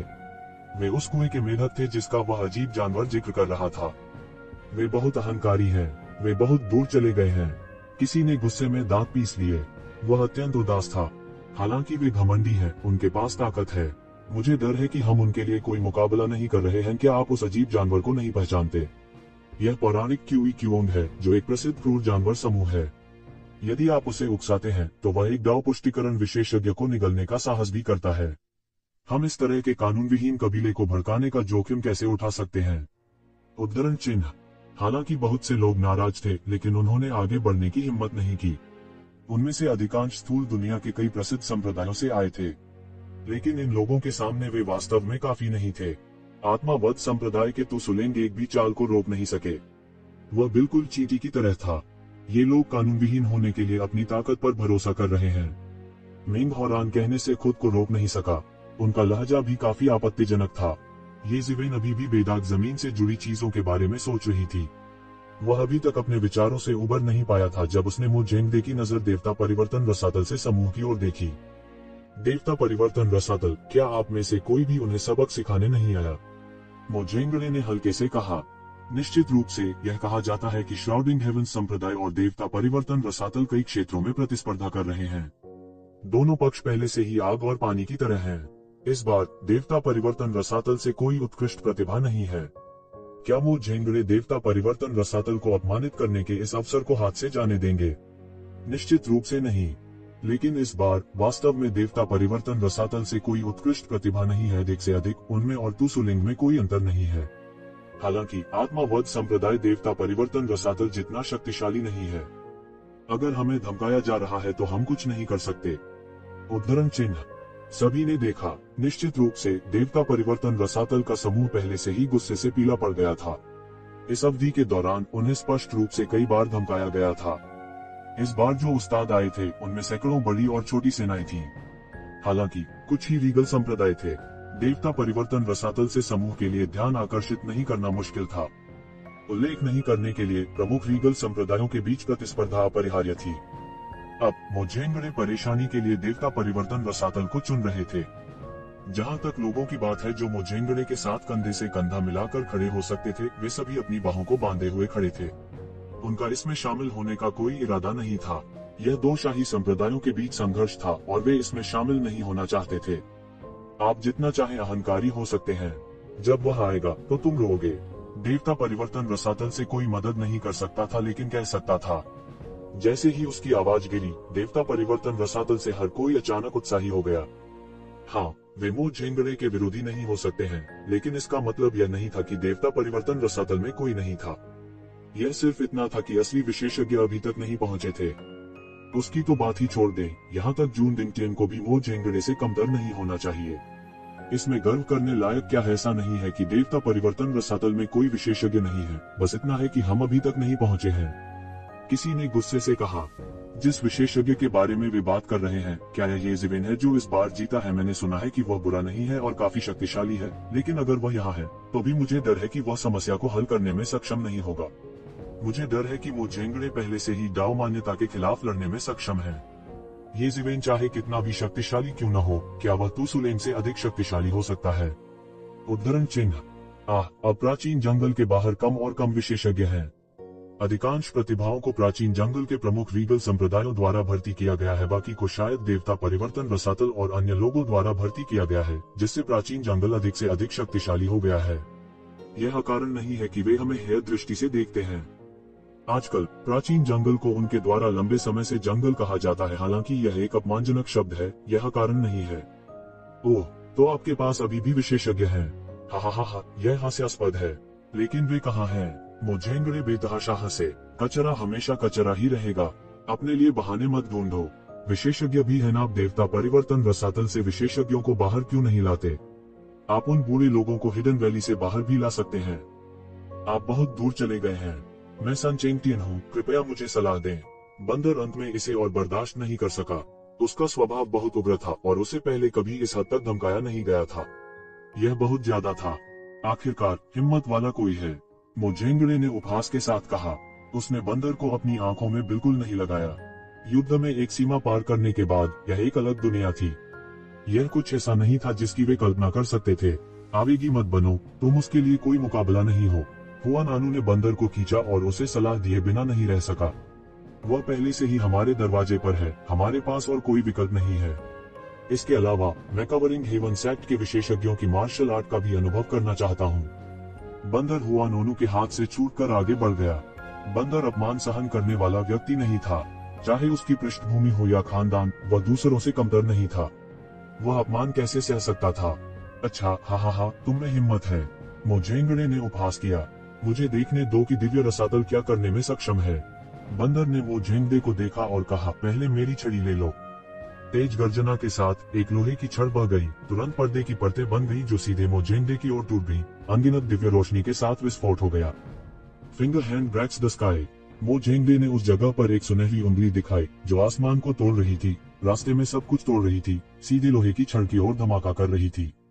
बजना, एक अतुलनीय जोर का धमाका हुआ। अंत में रुकने से पहले बंदर को 10 कदम से अधिक पीछे जाने के लिए मजबूर होना पड़ा। उसके दोनों हाथ कांप रहे थे और उसकी पूरी लोहे की छड़ भी कांप रही थी। मोजेंगड़े बिना रुके वहां खड़े थे। जाहिर है वह बिल्कुल प्रभावित नहीं हुआ था। यह कैसे संभव है? सन चेंगटियन की छड़ी में शायद एक दिव्य उपकरण की कमी है। हालांकि इसमें एक दिव्य उपकरण की कमी है, फिर भी यह सार रूप में एक दिव्य उपकरण है। ये मोजेंगड़े वास्तव में अपने नंगे हाथों से इसका विरोध कर सकते हैं। हर कोई थोड़ा अवाक रह गया। यह एक भयानक और चौंकाने वाली टक्कर थी। आप यह नहीं जानते क्या आप? स्वर्ग की सारी शक्ति उनके हाथों में है। वास्तव में उनके हाथ दिव्य हथियार हैं, वे दैवीय हथियारों से कमजोर नहीं हैं। यह सही है, आप नहीं जानते। मैदान में मोजेंगड़े ने उपहास किया और बंदर को देखा। उसकी आंखों में थोड़ा तिरस्कार था। तुम्हारे पास कुछ कौशल है, अभी उस कूड़ेदान से थोड़ा अधिक मजबूत। फूश, उसने अचानक जमीन पर कदम रखा और उसका पूरा शरीर कांप उठा। एक क्षण में ही वह बंदर के सामने प्रकट हो चुका था। यह भी एक अत्यंत शक्तिशाली शारीरिक तकनीक थी और यह अत्यंत तेज थी। इस समय बंदर की आंखों से एक सुनहरी रोशनी फूट पड़ी, जैसे उसने मोजेंगड़े की हरकतों को देखा हो। उसका पूरा शरीर अचानक पीछे हटता गया और एक पलटी मारते हुए मोजेंगड़े के हमले को चकमा देते हुए वह सीधे पलट गया और फिर सीधे एक लोहे की छड़ को वहीं गिरा दिया।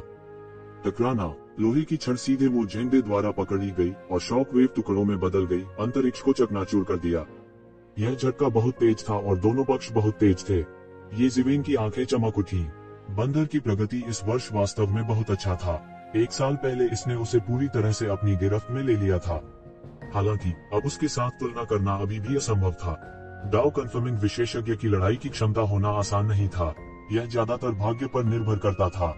अगर ये ज़िवेन किस्मत में नहीं होता तो ये ज़िवेन अनगिनत सालों तक इस स्तर पर अटका रहता। हालांकि मोजेंगड़े ज्यादा मजबूत थे।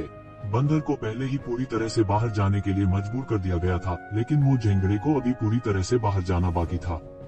लड़ाई बहुत तीव्र थी और ऐसा लग रहा था कि दोनों पक्ष पूरे जोरों पर हैं। हालांकि ये ज़िवेन देख सकता था कि मोजेंगड़े ने अभी तक अपनी पूरी ताकत का इस्तेमाल नहीं किया था।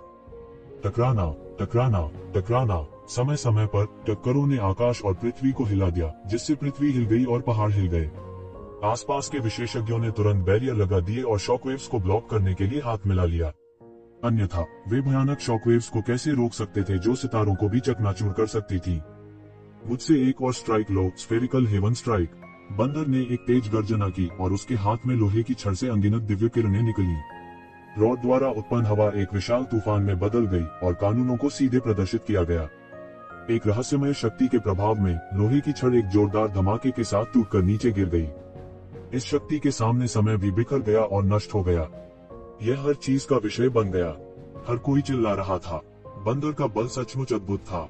जब यह पूरी तरह प्रदर्शित हुई तो मौके पर ही इसका सामना करने वाले ज्यादा लोग नहीं थे। हालांकि मोजेंगड़े ने उंगली से इशारा किया। उंगली से आसमान टूट जाता है। यह अभी भी वही चाल थी। जैसा कि कहा जाता है, एक चाल दुनिया पर हावी हो सकती है। उसने बंदर की छड़ी को जबरदस्ती नीचे उतारने के लिए इस चाल पर भरोसा किया। यह जरा सा भी घटिया नहीं था। यह अंगुली बड़ी अद्भुत थी। यह सीधे इशारा करता था और बंदर की छड़ी की छाया की परतों को तोड़ देता था। दिव्य किरण तूफान जिसे बंदर ने बहा दिया था, वह इस उंगली के सामने एक भी बार नहीं झेल सकता था। यह उतनी ही आसानी से पराजित हो गया जितनी आसानी से सूखे खरपतवारों को कुचलने और सड़ी हुई लकड़ी को कुचलने में टकराना। बंदर ने खून से लथपथ चीख निकाली। उसकी पूरी बाह का मांस फट गया और ताजा खून बिखर गया। उसका पूरा शरीर उड़ गया था और उसका सुनहरा फर ताजा खून से लाल रंग में रंगा हुआ था। खून लगभग पूरी तरह से शुद्ध सोना था, जो उनकी अद्भुत खेती का भी प्रतीक था। क्या आप जानते हैं कि मैंने अब तक आपको क्यों सहन किया है और आपको प्रदर्शन करने का मौका दिया है? ऐसा इसलिए है क्योंकि जब आप अपने सबसे आत्मसंतुष्ट होते हैं तो मैं आपको हराना चाहता हूँ। मैं चाहता हूँ कि हर कोई यह जान ले कि भले ही आप अपनी पूरी ताकत झोंक दे, तुम मुझसे एक भी वार नहीं झेल पाओगे। तुम सिर्फ एक बड़ी चींटी हो, मोजेंगड़े ने ठंडेपन से कहा। इस समय आखिरकार हर कोई समझ गया कि तू सुलेंग मोजेंगड़े के सामने एक भी वार क्यों नहीं झेल सकती है और बंदर लगातार चौंकाने वाले हमले क्यों कर सकता है। यह पता चला कि यह असली कारण था। भले ही बंदर ने वास्तव में चौंकाने वाला हमला किया हो, लेकिन वह सिर्फ कचरा था जिसे मोजेंगड़े के सामने एक हथेली के वार से हराया जा सकता था। क्या गैप था? यही अंतराल था। मोजेंगड़े ने अपने और बंदर के बीच के अंतर की घोषणा करने के लिए सबसे क्रूर तरीके का इस्तेमाल किया। बंदर थोड़ी देर के लिए संघर्ष करता रहा, लेकिन इस समय उसके आंतरिक अंग गंभीर रूप से क्षतिग्रस्त हो गए थे और उसके लिए थोड़े समय में ठीक होने का कोई रास्ता नहीं था। वह केवल अपने दांत पीस सकता था और मोजेंगड़े को देख सकता था। काश वह उसके टुकड़े टुकड़े कर देता। क्यों? क्या तुम बाकी लोग उससे बदला नहीं लेना चाहते? देवीकरण रसातल इससे ज्यादा कुछ नहीं है और ऐसा ही रेजिस संप्रदाय है। मोजेंगड़े ने देवता परिवर्तन रसातल में लोगों को देखा जैसे कि वह उन्हें कार्रवाई करने की कोशिश कर रहा हो। देवत्व रसातल के लोगों ने अचानक अपने दांत पीस लिए और उनके चेहरे पीले पड़ गए, लेकिन वे कुछ नहीं कर सके। मोजेंगड़े की ताकत बहुत ज्यादा थी। भले ही वे विशेष प्रशिक्षण और मजबूती के 1 वर्ष से गुजरे हों, फिर भी वे मोजेंगड़े के सामने बहुत पीछे थे। अच्छा होता अगर वह व्यक्ति यहाँ होता। यदि यह वह व्यक्ति होता तो उसके पास मोजेंगड़े से निपटने का एक तरीका हो सकता था। इस वक्त उनके दिमाग में सिर्फ उस कमाल के चैंपियन का ही आंकड़ा था। इस समय केवल वही ज्वार को मोड़ने में सक्षम हो सकता है। वैसे मैंने सुना है कि आप सभी येज़िवेन नाम के व्यक्ति से हार गए थे। टीएस, मुझे पराजित लोगों के समूह को हराने में कोई दिलचस्पी नहीं है। उस येज़िवेन के बारे में क्या वह डरता है और हिम्मत नहीं करता आने के लिए? बस समय में उसे एक साथ हराने के लिए मैं हर किसी को यह दिखाना चाहता हूँ कि देवत्व रसातल इससे ज्यादा कुछ नहीं है। मोजेंगड़े ने उपहास किया। आज उसकी नियति थी कि वह देवत्व रसातल को अपमानित करना जारी रखे। यह इस वर्ष के देवत्व रसातल में किसी भी अद्भुत प्रतिभा के अस्तित्व को धमकाने के लिए नहीं था। कम से कम ऐसा कोई अस्तित्व नहीं था जो देवताओं के साथ प्रतिस्पर्धा कर सके। येज़िवेन, इस नाम को सुनकर एओ शिबा की आंखें अचानक चमक उठी। इस नाम ने उन पर गहरी छाप छोड़ी। अपने जीवन में उन्होंने केवल 2 मनुष्यों से हानि उठाई थी। एक किनली थी और दूसरी येज़िवेन थी। बेशक वह अभी भी नहीं जानता था कि उसने जिन 2 अधीनस्थों को भर्ती किया था उनमें से एक मर चुका था और दूसरा अपंग था। और ये वुडी की आंखें अचानक चमक उठी। स्वाभाविक रूप से येज़िवेन के साथ उनका रिश्ता कहने की जरूरत नहीं थी। ऐसा कहा जा सकता है कि अपने पुनर्जन्म के बाद वह हमेशा एक शिवेन के साथ रहा था। उनका रिश्ता सगे भाइयों जैसा था। यह देखते हुए कि मोजेंगड़े वास्तव में येज़िवेन के लिए विषय लाए थे, येवुडी ने बाहें चढ़ाई और सीधे खड़े होकर कहा, मोजेंगड़े, मुझे परवाह नहीं है अगर आप देवता रसातल के लिए परेशानी पैदा करना चाहते हैं, लेकिन बेहतर होगा कि आप येज़िवेन को शामिल न करें। मोजेंगड़े चौंका। उन्होंने यह उम्मीद नहीं की थी कि येवुडी, जिनका डिफिकेशन एबिस से कोई लेना देना नहीं था, वास्तव में बाहर खड़े होंगे। येवुडी, तुम्हारा क्या मतलब है? क्या तुम देवता रसातल के लिए मेरे श्राउडिंग हेवन संप्रदाय के खिलाफ जाना चाहते हो? मोजेंगड़े ने ठंडी मुस्कान के साथ कहा। हालांकि वह येवुडी की ताकत से डरता था, लेकिन वह डरता नहीं था। येवुडी ने कोई डर नहीं दिखाया। वह आगे बढ़ा और बोला, तो क्या हुआ अगर मैं आपके खिलाफ जाऊं? इसके अलावा क्या आप मानव भाषा नहीं समझते हैं? मेरा मतलब है, आपके और डिफिकेशन एबिस के बीच दुश्मनी की परवाह किए बिना येज़िवेन को शामिल नहीं करना सबसे अच्छा है। अगर तुम फिर फालतू बातें करते हो तो सावधान रहना कि मैं तुम्हें इतनी बुरी तरह से पीटता हूँ कि तुम्हारी माँ भी तुम्हें पहचान नहीं सकती। क्या आपको लगता है कि आप उसकी देखभाल कर सकते हैं? उद्धरण चिन्ह। मोजेंगड़े को आखिरकार समझ आ गया कि इस मामले की जड़ ये ज़िवेन थी। ये ज़िवेन, ये वुडी, क्या दोनों के बीच कोई रिश्ता था? इस नाम ने उन्हें बहुत कुछ सोचने पर मजबूर किया, लेकिन उनके पास कोई सबूत नहीं था। हालांकि इस समय वह पीछे नहीं हट सका। उसे रास्ता न देने के लिए वह चुपके से ये वुडी से नफरत करता था। क्या तुम लड़ना चाहते हो? मैं तुमसे कभी भी लड़ सकता हूँ, मोजेंगड़े ने कहा। उनकी राय में ये वुडी ही वह व्यक्ति था जो उससे लड़ने के योग्य था। पहले चाहे वह बंदर हो या टूसुलेंग, वे उससे लड़ने के लिए बिल्कुल भी योग्य नहीं थे। वे सिर्फ बड़ी चींटियां थीं। ठीक है, मुझे देखने दो कि तुमने इन वर्षों में कितना सुधार किया है, ये वुडी ने बिना कोई कमजोरी दिखाए कहा। उनकी आंखों में भी लड़ने का जज्बा भरा हुआ था। पीछे हटो, ये दो लोग जो देवताओं के खिलाफ लड़ सकते हैं वास्तव में लड़ने जा रहे हैं। चलो एक सुरक्षित स्थान पर पीछे हटें। चलो चलते हैं, गोलीबारी में मत फंसो। बहुत से लोग अचानक चिंतित हो गए। अभी शो देखना ठीक था क्योंकि मोजेंगड़े ने अपनी पूरी ताकत का इस्तेमाल नहीं किया था। हालांकि यह अब अलग था। दो विशेषज्ञ जो डीएओ पुष्टिकरण विशेषज्ञों के खिलाफ लड़ सकते थे, लड़ रहे थे। वे अपनी पूरी ताकत का इस्तेमाल कैसे नहीं कर सकते थे? कोई भी दूसरे के द्वारा मारा नहीं जाना चाहता था। दोनों पक्ष खंजर खींचे हुए थे, मानो कभी भी भीषण संघर्ष छिड़ सकता है। इस समय एओ शिबा, जो तमाशा देख रही थी, खड़ी हुई और भीड़ पर अपनी निगाहें घुमाई। वह चिल्लाया, ये ज़िवेन, मुझे पता है कि तुम यहाँ हो। बाहर आओ, अगर तुम कर सकते हो तो बाहर आओ। सब चौंक गए। यह पूरी तरह से सभी की उम्मीदों से बाहर था। मोजेंगड़े ने जिस ये ज़िवेन का उल्लेख किया था, वही अपराधी था जिसने मोजेंगड़े और ये वुडी के बीच लड़ाई का कारण बना दिया था। क्या ऐसा हो सकता है कि वह भी प्रकट हुआ हो? बंदर की हिंसक हमले की शक्ति को देखने के बाद बहुत से लोग यह देखने के लिए आगे बढ़ने लगे कि ये ज़िवेन कितना अत्याचारी था, जो बंदर को दबाने और चैंपियनशिप जीतने में सक्षम था। और ये ज़िवेन वास्तव में घटनास्थल पर आ गई थी। डगमेन के ठिकाने का पता लगाने की उम्मीद में हर कोई इधर उधर देखने लगा। तो ज़िवेन ने आह भरी। वह जानता था कि एओ शिबा को खबर मिली होगी, लेकिन वह इसे छिपाने का इरादा नहीं रखता था, इसलिए इसे कोई फर्क नहीं पड़ा।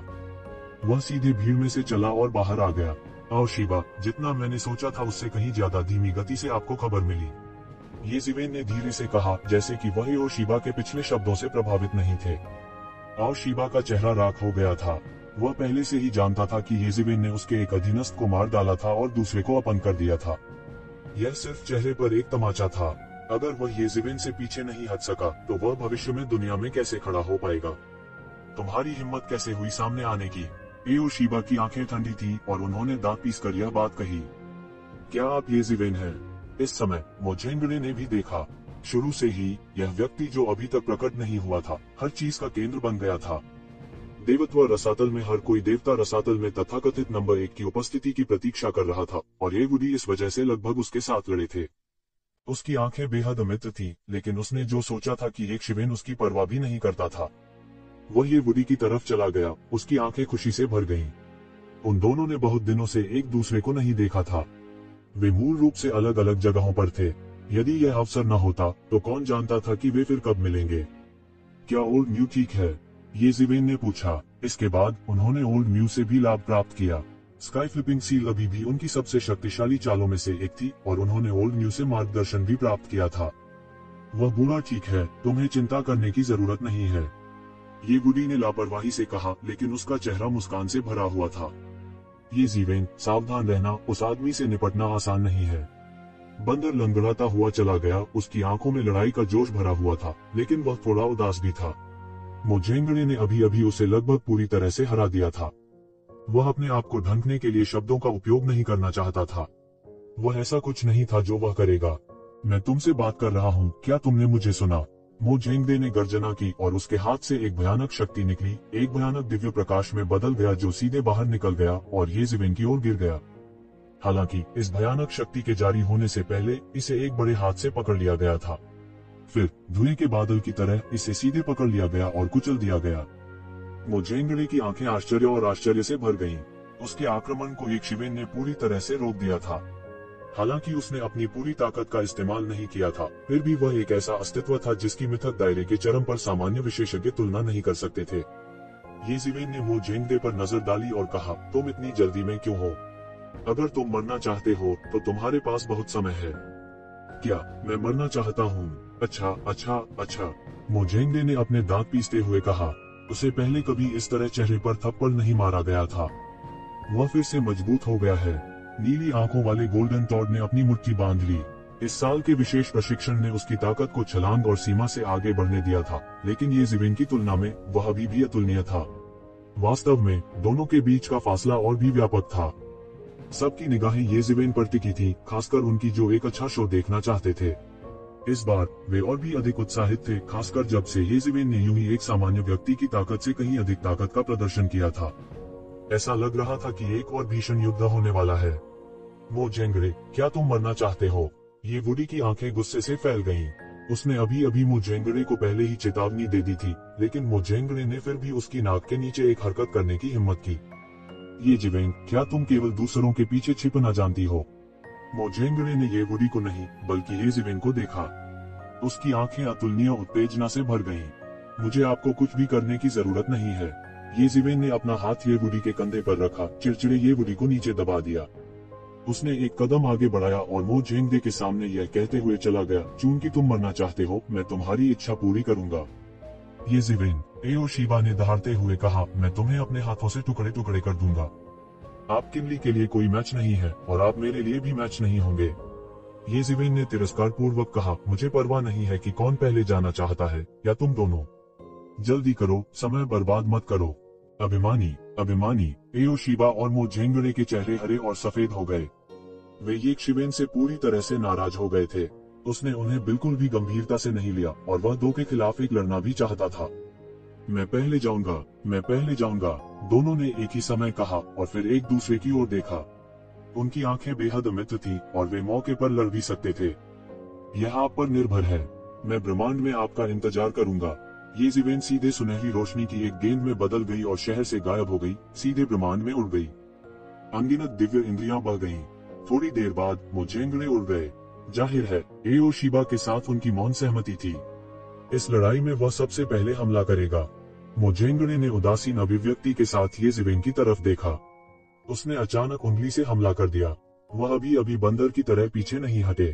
इसके बजाय उसने अचानक हमला कर दिया। बूम! एक पल में एक राजसी आभा बह गई। उंगली ने सीधे आसमान को तोड़ दिया और टूटी हुई दरारें ये ज़िवेन की ओर फैल गईं। उंगली आकाश तोड़ रही है। उसके वार करते ही आसमान थर्रा उठा। ये ज़िवेन ने बिल्कुल भी हार नहीं मानी। उसने उपहास किया और कहा, फिंगर ब्रेकिंग द स्काई। मुझे लगता है कि आप केवल इतने ही हैं।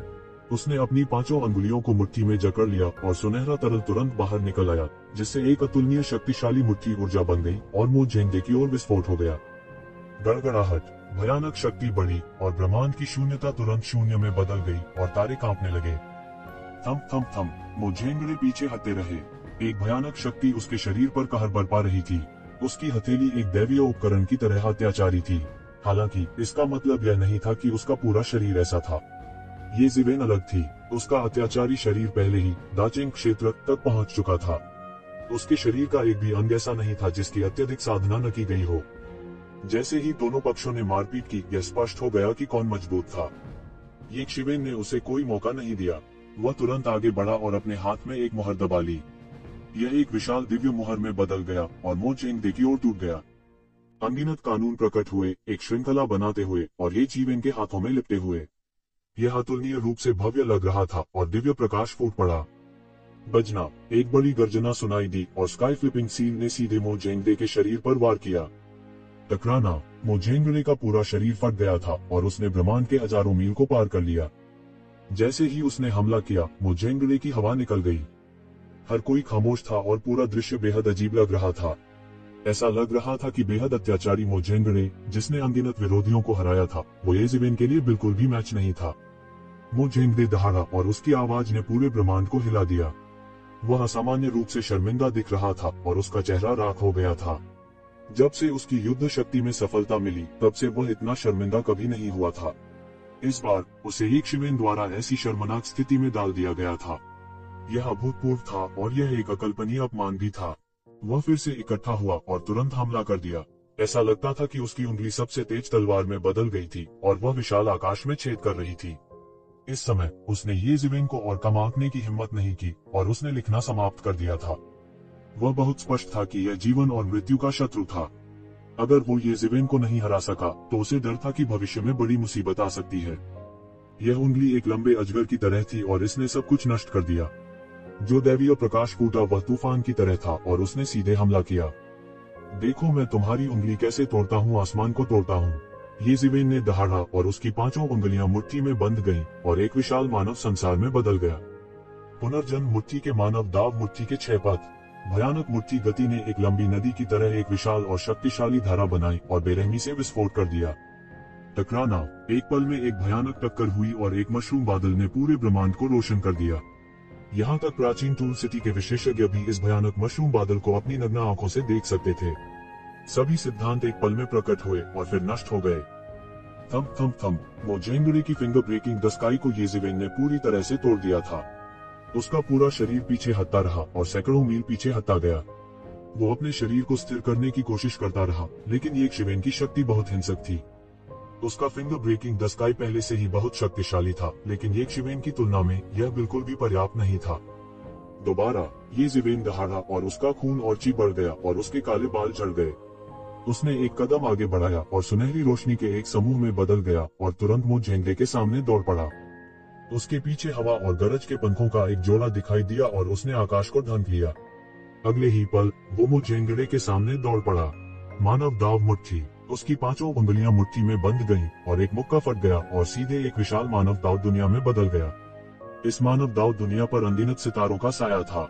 इस समय मोजेंगड़े के पास अपने पैर जमाने के लिए पर्याप्त समय नहीं था और उन्होंने मौके पर ही पलटवार किया। उन्होंने अपने पूरे शरीर की युद्ध शक्ति को उठाया और इसे अपनी उंगली पर केंद्रित किया और अपने जीवन की सबसे शक्तिशाली उंगली की ओर इशारा किया। बूम। टकराने की भयानक आवाज सुनाई दी और चिंगारी फूटने से एक शक्तिशाली ऊर्जा तूफान शुरू हो गया। आसपास की हर चीज कुचली और चकनाचूर हो गई और फिर यह आश्चर्यजनक गति से सभी दिशाओं में बह गई। टकराना। मोजेंगड़े सीधे विस्फोट से उड़ गए और मुंह भर खून निकल आया। उसका रंग बेहद बदसूरत और पूरी तरह से पीला था। येज़ेबेल के हमले से वह गंभीर रूप से घायल हो गया था। हालांकि उसकी युद्ध करने की शक्ति बढ़ गई थी और उसके शरीर में भी काफी सुधार हुआ था, लेकिन वह अभी भी येज़ेबेल के लगातार उन्मादी हमलों का सामना नहीं कर सका। उसे अभी प्रतिक्रिया देनी थी और येज़ेबेल का आक्रमण पहले ही आ चुका था। एक और चाल और मैं तुम्हें पूरी तरह से हरा दूंगा।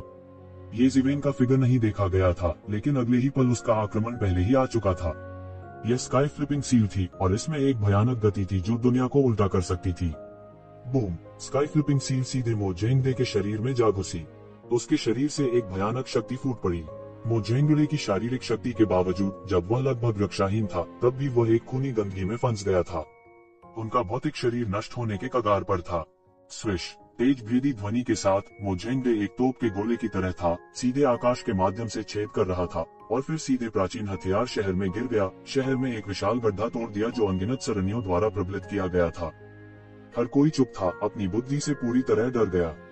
इस तरह की लड़ाई पूरी तरह से धरती को हिला देने वाली थी, लेकिन इसके विपरीत लड़ाई की प्रक्रिया बहुत तेज और छोटी थी।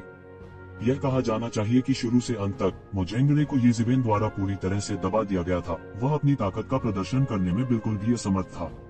उसे येज़ेबेल द्वारा पूरी तरह से पीटा गया था। ये येज़ेबेल के लिए पूरी तरह से मेल नहीं खाता था। मोजेंगड़े ने पूरी तरह से अपनी पूरी ताकत का प्रदर्शन कर दिया था, लेकिन वो अभी भी येज़ेबेल के बराबर नहीं था।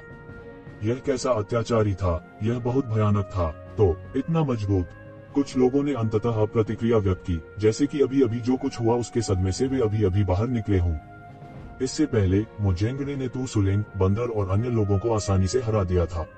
अपनी जबरदस्त ताकत दिखाते हुए यह लगभग पूरी जीत थी। हालांकि येज़ेबेल के सामने यह लगभग एक तरफा नरसंहार था।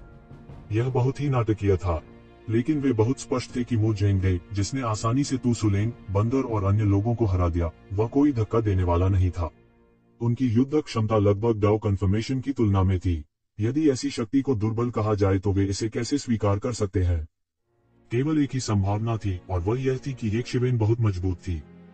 तेज। इतनी जल्दी। बंदर ने येज़ेबेल को देखा। पहले वह अभी भी येज़ेबेल के साथ लड़ सकता था, लेकिन अब ऐसा लग रहा था कि उनके बीच का अंतर और भी बड़ा था और वह येज़ेबेल के साथ लड़ने के लिए योग्य भी नहीं था। उनके हृदय में दाव पुष्टिकरण की इच्छा असीम प्रबल थी। डेमीगोड उपकरण में दाव पुष्टिकरण की तुलना दाव पुष्टिकरण से की जा सकती है, लेकिन हर कोई ऐसा नहीं कर सकता। काफी हद तक यह तभी संभव था जब कोई अत्यंत भाग्यशाली हो। इसकी तुलना में किसी के डीएओ को साबित करना बहुत आसान था। एक बार जब वे अपने दाव की पुष्टि कर लेते हैं, तो वे शुरुआती लाइन पर वापस आ जाते हैं। उनका वर्तमान लाभ अब नहीं रहेगा। वे साधारण रूढ़िवादी डाउ नवागंतुकों की तुलना में थोड़े ही मजबूत होंगे। इस समय इस दृश्य से चौंकने वाला बंदर अकेला नहीं था। 10 निरपेक्ष संत, हुइन आनु, नीली आंखों वाला गोल्डन टॉड और अन्य सभी पूरी तरह से चौंक गए थे। विशेष रूप से हुइन आनु, जब उसने पहली बार येजिविन को देखा था तो वह येजिविन को केवल एक पंच के साथ बाहर जाने के लिए मजबूर करने में सक्षम थी, लेकिन वह अभी भी इसका सामना करने में असमर्थ थी। लेकिन अब उसे डर था कि वो येशिवेन के एक कदम का भी सामना नहीं कर पाएगी। ऐसा लग रहा था कि स्थिति पूरी तरह से उलट गई है। ये वुडी ने येजिवेन को जलती हुई निगाहों से देखा। वह इन सभी वर्षों में सुधार कर रहा था, लेकिन येशिवेन की गति धीमी भी नहीं लग रही थी। इतना मजबूत, यह येजिवेन की ताकत शायद साधारण डाउ कन्फर्मेशन से अधिक शक्तिशाली है, लेकिन वह मिथक दायरे के चरम पर भी नहीं है। वह पोवान क्षेत्र के केवल 8वें स्तर पर है और फिर भी उसके पास इतनी ताकत है। यह बहुत असामान्य है। कई लोगों ने प्रतिक्रिया दी। वास्तव में भयानक बात येशिवेन की ताकत नहीं थी। आखिरकार वह पहले ही डाउ पुष्टिकरण स्तर पर पहुंच चुका था। इससे ज्यादा भयानक कुछ भी नहीं था। वास्तव में जिस चीज ने उन्हें घुटन महसूस कराई वह येशिवेन का क्षेत्र था। पोवान दायरे का मात्र 8वां स्तर पहले से ही डाउ पुष्टिकरण के बराबर हो सकता है। इस मामले में एक बार जब उसने अपने डीओ की पुष्टि कर दी तो क्या वह तुरंत अजेय नहीं हो जाएगा? उस तरह की स्थिति बिल्कुल अकल्पनीय थी। येशिवेन अपने हाथों को उसकी पीठ के पीछे करके खड़ा था। उसके लिए यह कुछ भी नहीं था। उसने पहले से ही 2 असली भगवानों को मार डाला था। भगवान की तुलना तो दूर की बात है। युद्ध शक्ति के मामले में यह केवल तुलनीय था। यदि वह अभी अपनी पूरी शक्ति लगा देता तो देवता भी गंभीर रूप से घायल हो जाते। कोई फर्क नहीं पड़ता कि पिंगमो जेंगरे कितने मजबूत थे, उनकी तुलना केवल डाउ पुष्टिकरण से ही की जा सकती थी। उसका भौतिक शरीर वास्तव में एक दैवीय खोल के बराबर नहीं हो सकता था, इसलिए यह उसे गंभीर रूप से घायल करने के लिए पर्याप्त था। येशिवेन ने उसका पीछा नहीं किया। जरूरत ही नहीं पड़ी। वह ब्रह्मांड में एक सुनहरे भगवान की तरह खड़ा था।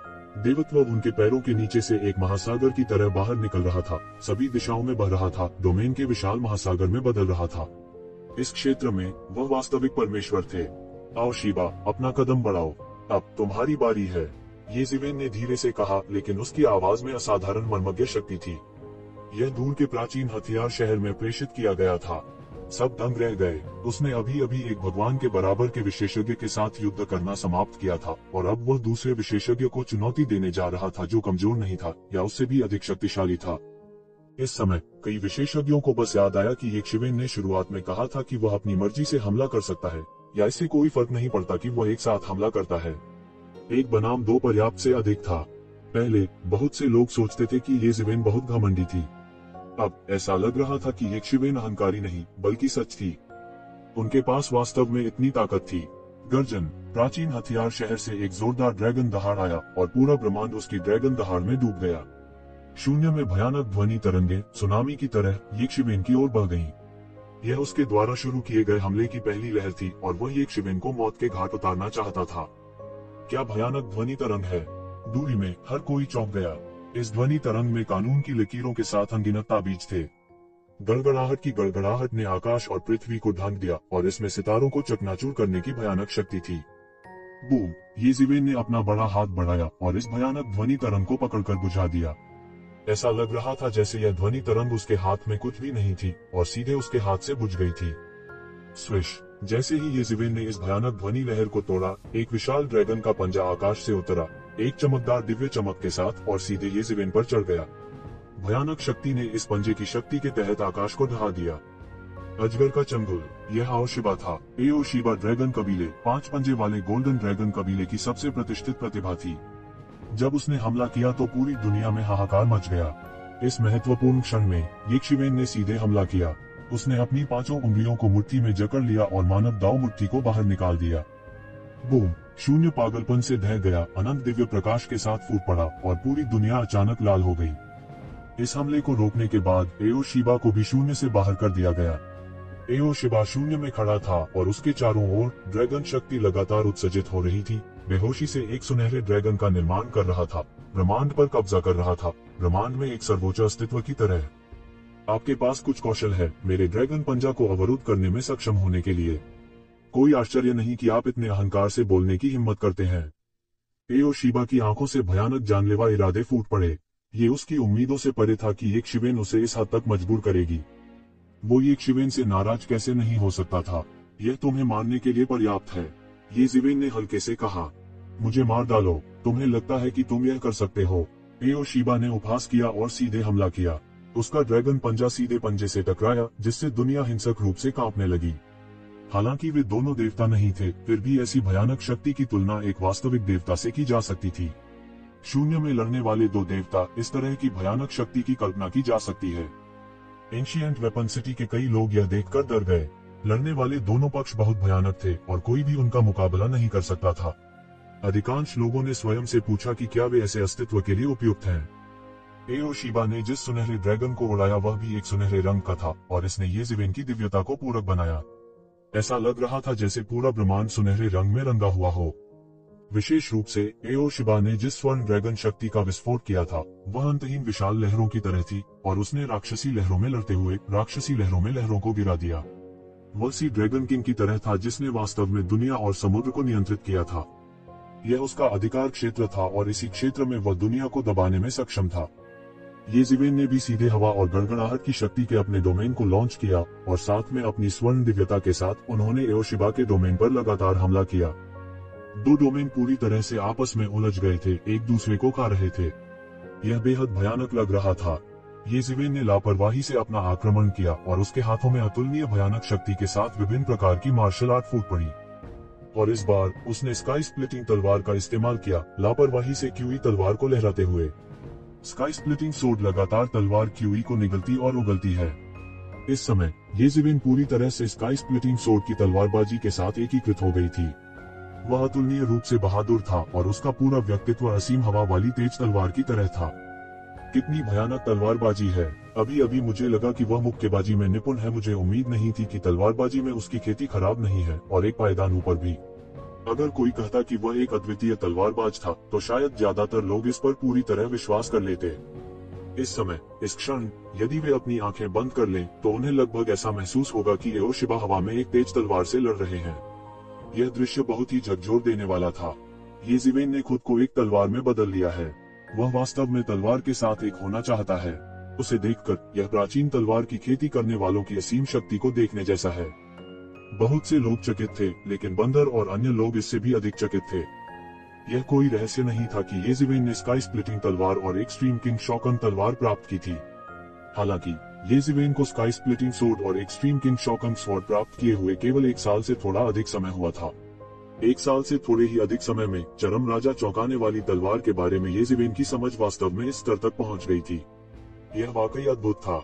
स्वाभाविक रूप से वे यह नहीं जानते होंगे कि येज़िवेन ने अपने पूरे 3000 वर्षों के जीवन काल को जलाकर अंततः चरम राजा चौंकाने वाली तलवार को उसके वर्तमान स्तर तक कम कर दिया था।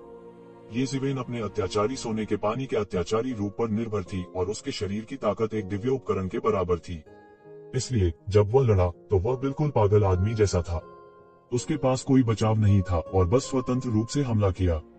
इसने आखिरकार एओशिबा को नाराज कर दिया। ड्रैगन जाति का भौतिक शरीर भी अपनी अत्याचारी शक्ति के लिए प्रसिद्ध था। कई जातियों ने ड्रैगन रेस को एक मानक के रूप में भी इस्तेमाल किया। उल्लेख नहीं करने के लिए 5 पंजे वाला गोल्डन ड्रैगन ड्रैगन जाति का सबसे महान था। यह ड्रैगन का राजा था। इसके भौतिक शरीर की ताकत की कल्पना की जा सकती है। यह ऐसा था जैसे यह स्टील से बना हो। मूल रूप से वह यही था। उन्होंने इसका इस्तेमाल अपने विरोधियों को कुचलने के लिए किया। वह लगभग अजेय था। उसका राज्य उससे ऊंचा होने पर भी वह निडर था। आखिरकार उनके भौतिक शरीर से तुलना करना कठिन था। किसने सोचा होगा कि येज़िवेन इतनी असामान्य हद तक छीन लेगी। अपने गिल्डेड अत्याचारी फॉर्म की अत्याचारी ताकत पर भरोसा करते हुए उन्होंने एओशिबा को बिल्कुल भी गंभीरता से नहीं लिया।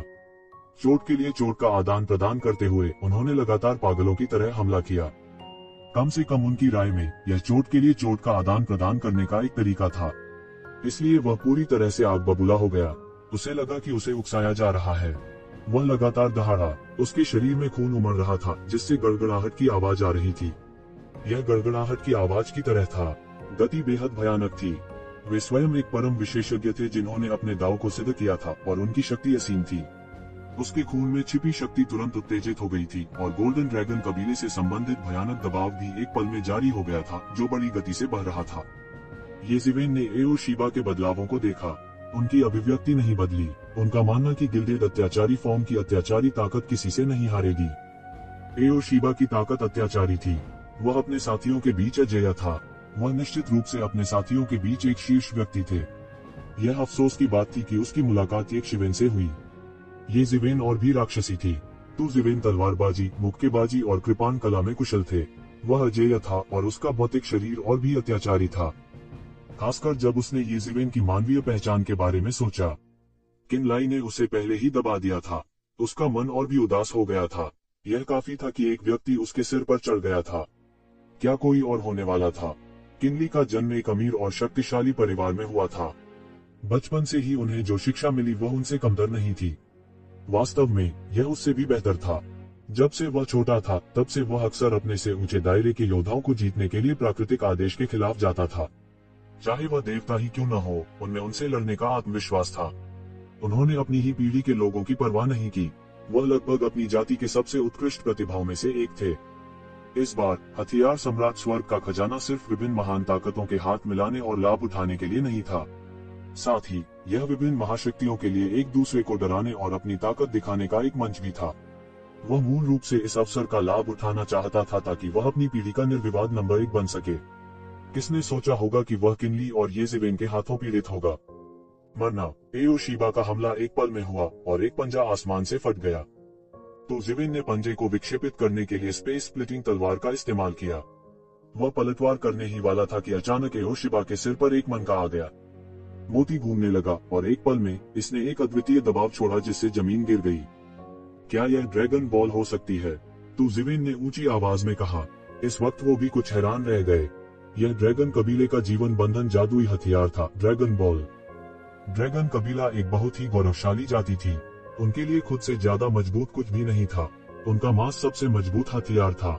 इसलिए ड्रैगन कबीले के कई लोगों ने किसी भी तरह के जीवन बंधन वाले जादुई हथियार का अभ्यास नहीं किया। उनमें से कई ने केवल ड्रैगन बॉल को अपने शरीर में संघनित किया। यह उनका जीवन बंधन जादुई हथियार था, कुछ ऐसा जो उनके जीवन से जुड़ा था। यह कहा जा सकता है कि ड्रैगन कबीले की अधिकांश खेती ड्रैगन बॉल पर केंद्रित थी।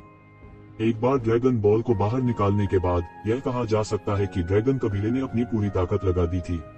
वे पागल हो रहे थे। मरो, तुम मेरी ड्रैगन बॉल के नीचे मरने के लिए भाग्यशाली हो। एओशिबा के चेहरे पर एक क्रूर और कुटिल मुस्कान दिखाई दी। उसके हाथ में ड्रैगन बॉल एक दैवीय उपकरण की तुलना में एक भयानक शक्ति के साथ फूट पड़ी। इसके अलावा क्योंकि यह ड्रैगन बॉल थी जो उनके जीवन से संबंधित थी, इसकी शक्ति और भी मजबूत थी। ये शिवेन को थोड़ा अजीब लगा। ड्रैगन कबीले की जीवन बंधी हुई ड्रैगन बॉल वास्तव में बहुत शक्तिशाली थी। हालांकि इस ड्रैगन बॉल ने स्पष्ट रूप से डेमिगॉड के दायरे को पार कर लिया और दाव पुष्टिकरण के दायरे में प्रवेश कर गया। एओशिबा स्वयं केवल डेमिगॉड क्षेत्र में थे। वह ईश्वरीय स्तर के जीवन बंधन वाले जादुई हथियार को कैसे संघनित कर सकता है? यह बिल्कुल असंभव था। जैसे ही ड्रैगन बॉल दिखाई दी, तुरंत पूरे ब्रह्मांड में एक भयानक दबाव फैल गया।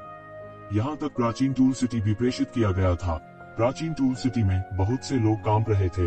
जो लोग डेमिगॉड लोक में नहीं पहुंचे थे वे जमीन पर पड़े हुए थे। इस शक्ति के सामने उनकी शक्ति बहुत कमजोर थी। यह लगभग एक जीवन स्तर के दबाव जैसा था। यहाँ तक एक देवता भी ड्रैगन कबीले के दबाव में मुश्किल से अपनी रक्षा कर पाएगा। इस ड्रैगन बॉल का खौफ सभी की पिछली उम्मीदों को पार कर गया था। यह ड्रैगन बॉल इतनी मजबूत कैसे हो सकती है? भले ही इसकी तुलना दाव पुष्टिकरण क्षेत्र से की जा सकती है, फिर भी यह दाव पुष्टिकरण क्षेत्र नहीं है। यह दैवीय उपकरण स्तर की ड्रैगन बॉल को कैसे संघनित कर सकता है? केवल ये शिवेन ही नहीं बल्कि कई लोगों को भी यही संदेह था। इसे एक वाक्य में कहे तो यह वैज्ञानिक नहीं था। उसकी उस ड्रैगन बॉल ने दैवीय उपकरण स्तर की अन्य ड्रैगन गेंदों को अवशोषित कर लिया होगा। इसलिए यह ऐसी अद्भुत शक्ति बना सकती है। ये वुडी ने अपनी आंखें सिकोड़ ली और निष्कर्ष निकाला। ऐसा करने से वह निश्चित रूप से कम समय में अपनी ताकत बढ़ाने में सक्षम होगा। इसके अलावा वह ड्रैगन बॉल में बंद शक्ति को अवशोषित करने में सक्षम होगा।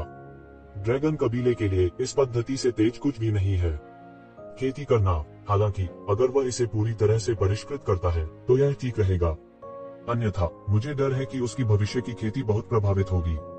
ऐसा लगता है कि इस बार किनली से हारना उनके लिए बहुत बड़ा अपमान है। अन्यथा उसने इतना जोखिम भरा तरीका नहीं चुना होता। सभी ने एक के बाद एक सिर हिलाया। तो ऐसा ही था, यह भी सामान्य था। हालांकि दूसरों द्वारा ड्रैगन बॉल में छोड़ी गई शक्ति को निगलने से जल्दी सुधार हो सकता है, लेकिन इसका कोई दुष्प्रभाव कैसे नहीं हो सकता है? भले ही वे सभी ड्रैगन कबीले से हों, लेकिन उनकी शक्ति पूरी तरह से संगत नहीं हो सकती थी। सिंक्रोनाइज करना तो दूर की बात है। हालांकि ऐसा करने के अल्पकालिक लाभ भी अथाह थे। कम समय में अपनी साधना में सुधार करना आसान था, लेकिन जब तक कोई पहले से ही यह निर्धारित नहीं कर लेता कि उसका कोई भविष्य नहीं है, तब तक अल्पकालिक लाभों के बदले में अपने दीर्घकालिक लाभों का त्याग करना असंभव था। ड्रैगन बॉल के शक्तिशाली दबाव ने येज़िवेन को एक पल में लगभग कुचल दिया। उसी समय ड्रैगन बॉल लगातार बाहर निकली और एओशिबा के शरीर में उड़ेल दी। हालांकि ड्रैगन बॉल अच्छी है, मुझे लगता है कि अगर आप मुझे दबाने के लिए ड्रैगन बॉल पर भरोसा करना चाहते हैं तो आप बहुत ज्यादा सोच रहे हैं। येज़िवेन ने निर्णायक हमला किया। उसके हाथ में तलवार की रोशनी ने नृत्य किया और तुरंत एक विशाल तलवार की हुई नदी बन गई। यह आसमान से टूटकर एओशिबा की ओर फटा। बूम! एक भयानक बल बह गया और सीधे ड्रैगन बॉल से टकराया। फिर यह सीधे एओशिबा के शरीर में चला गया। उसका पूरा शरीर थोड़ा सुन्न हो गया था। ड्रैगन बल द्वारा जानबूझकर बनाया गया भयानक दबाव भी एक पल में पूरी तरह से टूट गया था। एओशिबा को लगभग लकवा मार गया था। उनके दिमाग के पुर्जे हिल चुके थे। उसे उम्मीद नहीं थी कि ऐसी परिस्थितियों में भी येज़िवेन इतनी अद्भुत शक्ति का विस्फोट कर सकता है। वह नहीं जानता था कि येज़िवेन के हाथ में आसमान को चीरने वाली तलवार भी एक दिव्य तलवार थी। उसे अपनी ड्रैगन बॉल से बिल्कुल भी डर नहीं लगता था। इसके अलावा उनकी वर्तमान साधना की तुलना डाउ कन्फर्मिंग क्षेत्र से की जा सकती है। वह आसमान को चीरने वाली तलवार की ताकत का पूरा इस्तेमाल कर सकता था, इसलिए उसकी ड्रैगन बॉल येज़िवेन के लिए किसी काम की नहीं थी। राजा का वंश। येज़िवेन ने एक जोरदार गर्जना की और अपने शरीर में सारी वास्तविक मौलिक ऊर्जा को संघनित कर लिया। उनकी रियल एलिमेंटल एनर्जी को एक पल में चरम पर पहुंचा दिया गया और फिर एक शक्तिशाली स्टार रिवर का निर्माण करते हुए स्वॉर्ड एनर्जी में तब्दील हो गया। यह अचानक विशाल आकाश से टूट गया और भयंकर रूप से कट गया। बूम! पल भर में चकनाचूर हो गया आसमान। येज़िवेन अब एओशिबा के साथ बकवास बात नहीं करना चाहती थी। उसने अपने पूरे शरीर की शक्ति को बढ़ाया और उसे एक पूर्ण प्रहार में बदल दिया। बजना! स्काई स्प्लिटिंग तलवार ड्रैगन बॉल पर फिसल गई। एक पल में दुनिया में कोई आवाज नहीं थी। सभी निगाहें और रोशनी इसी बिंदु पर केंद्रित थी।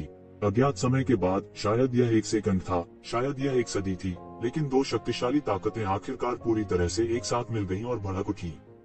Crack crack! ड्रैगन बॉल द्वारा बनाया गया जादू तुरंत बिखर गया जैसे कि उसे कोई भयानक झटका लगा हो। यह पूरी तरह से चकनाचूर हो गया था। स्काई स्प्लिटिंग तलवार ड्रैगन बॉल पर फिसल गई। इससे भी भयानक दृश्य हुआ। ड्रैगन बॉल पर एक दरार दिखाई दी। हालांकि यह केवल एक छोटी सी दरार थी, लेकिन यह काफी भयानक थी। ड्रैगन बॉल ड्रैगन के शरीर का सबसे कठोर हिस्सा था।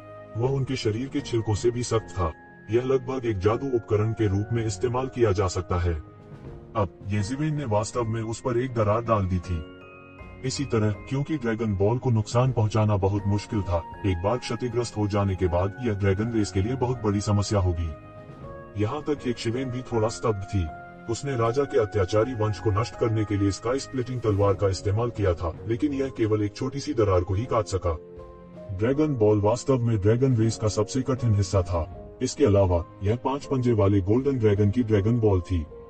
यह पहले से भी कठिन था, लेकिन फिर भी उसे इससे कोई फर्क नहीं पड़ता था। एओशिबा को हराने के लिए उन्हें ड्रैगन बॉल को तोड़ने की जरूरत नहीं थी। गर्जन! एओशिबा का चेहरा राख हो गया था। वह पूरी तरह से क्रोधित और पागल था। उसके शरीर में सुनहरा ड्रैगन क्यूई उबल रहा था। यह चमकदार और जानलेवा था। तुम्हारी हिम्मत कैसे हुई? मेरी ड्रैगन बॉल को छूने की तुम्हारी हिम्मत कैसे हुई? एओशिबा पूरी तरह से पागल हो गई थी। किंगलाई के खिलाफ लड़ने के लिए उसने अपनी खेती को तेजी से बढ़ाने के लिए अपने कबीले में एक मृत वरिष्ठ की ड्रैगन बॉल को अवशोषित करने के लिए यह जोखिम भरा तरीका अपनाया था। यह तरीका तेजी से काम करता था, लेकिन इसके परिणाम बहुत गंभीर थे। इसने उनके पहले से ही संकीर्ण भविष्य को और भी संकीर्ण बना दिया। अब येज़िवेन ने अपनी ड्रैगन बॉल पर एक दरार भी गिरा दी थी। हालांकि यह केवल एक दरार थी, यह दर्शाता था कि यह सही नहीं था। इसने उसके भविष्य के मार्ग को परिपूर्ण बनाना लगभग असंभव बना दिया। धन के मार्ग को काटना अपने माता पिता की हत्या करने जैसा था। ताओ के लिए किसी के भविष्य के मार्ग को काटने का जिक्र नहीं है। धोना असंभव था।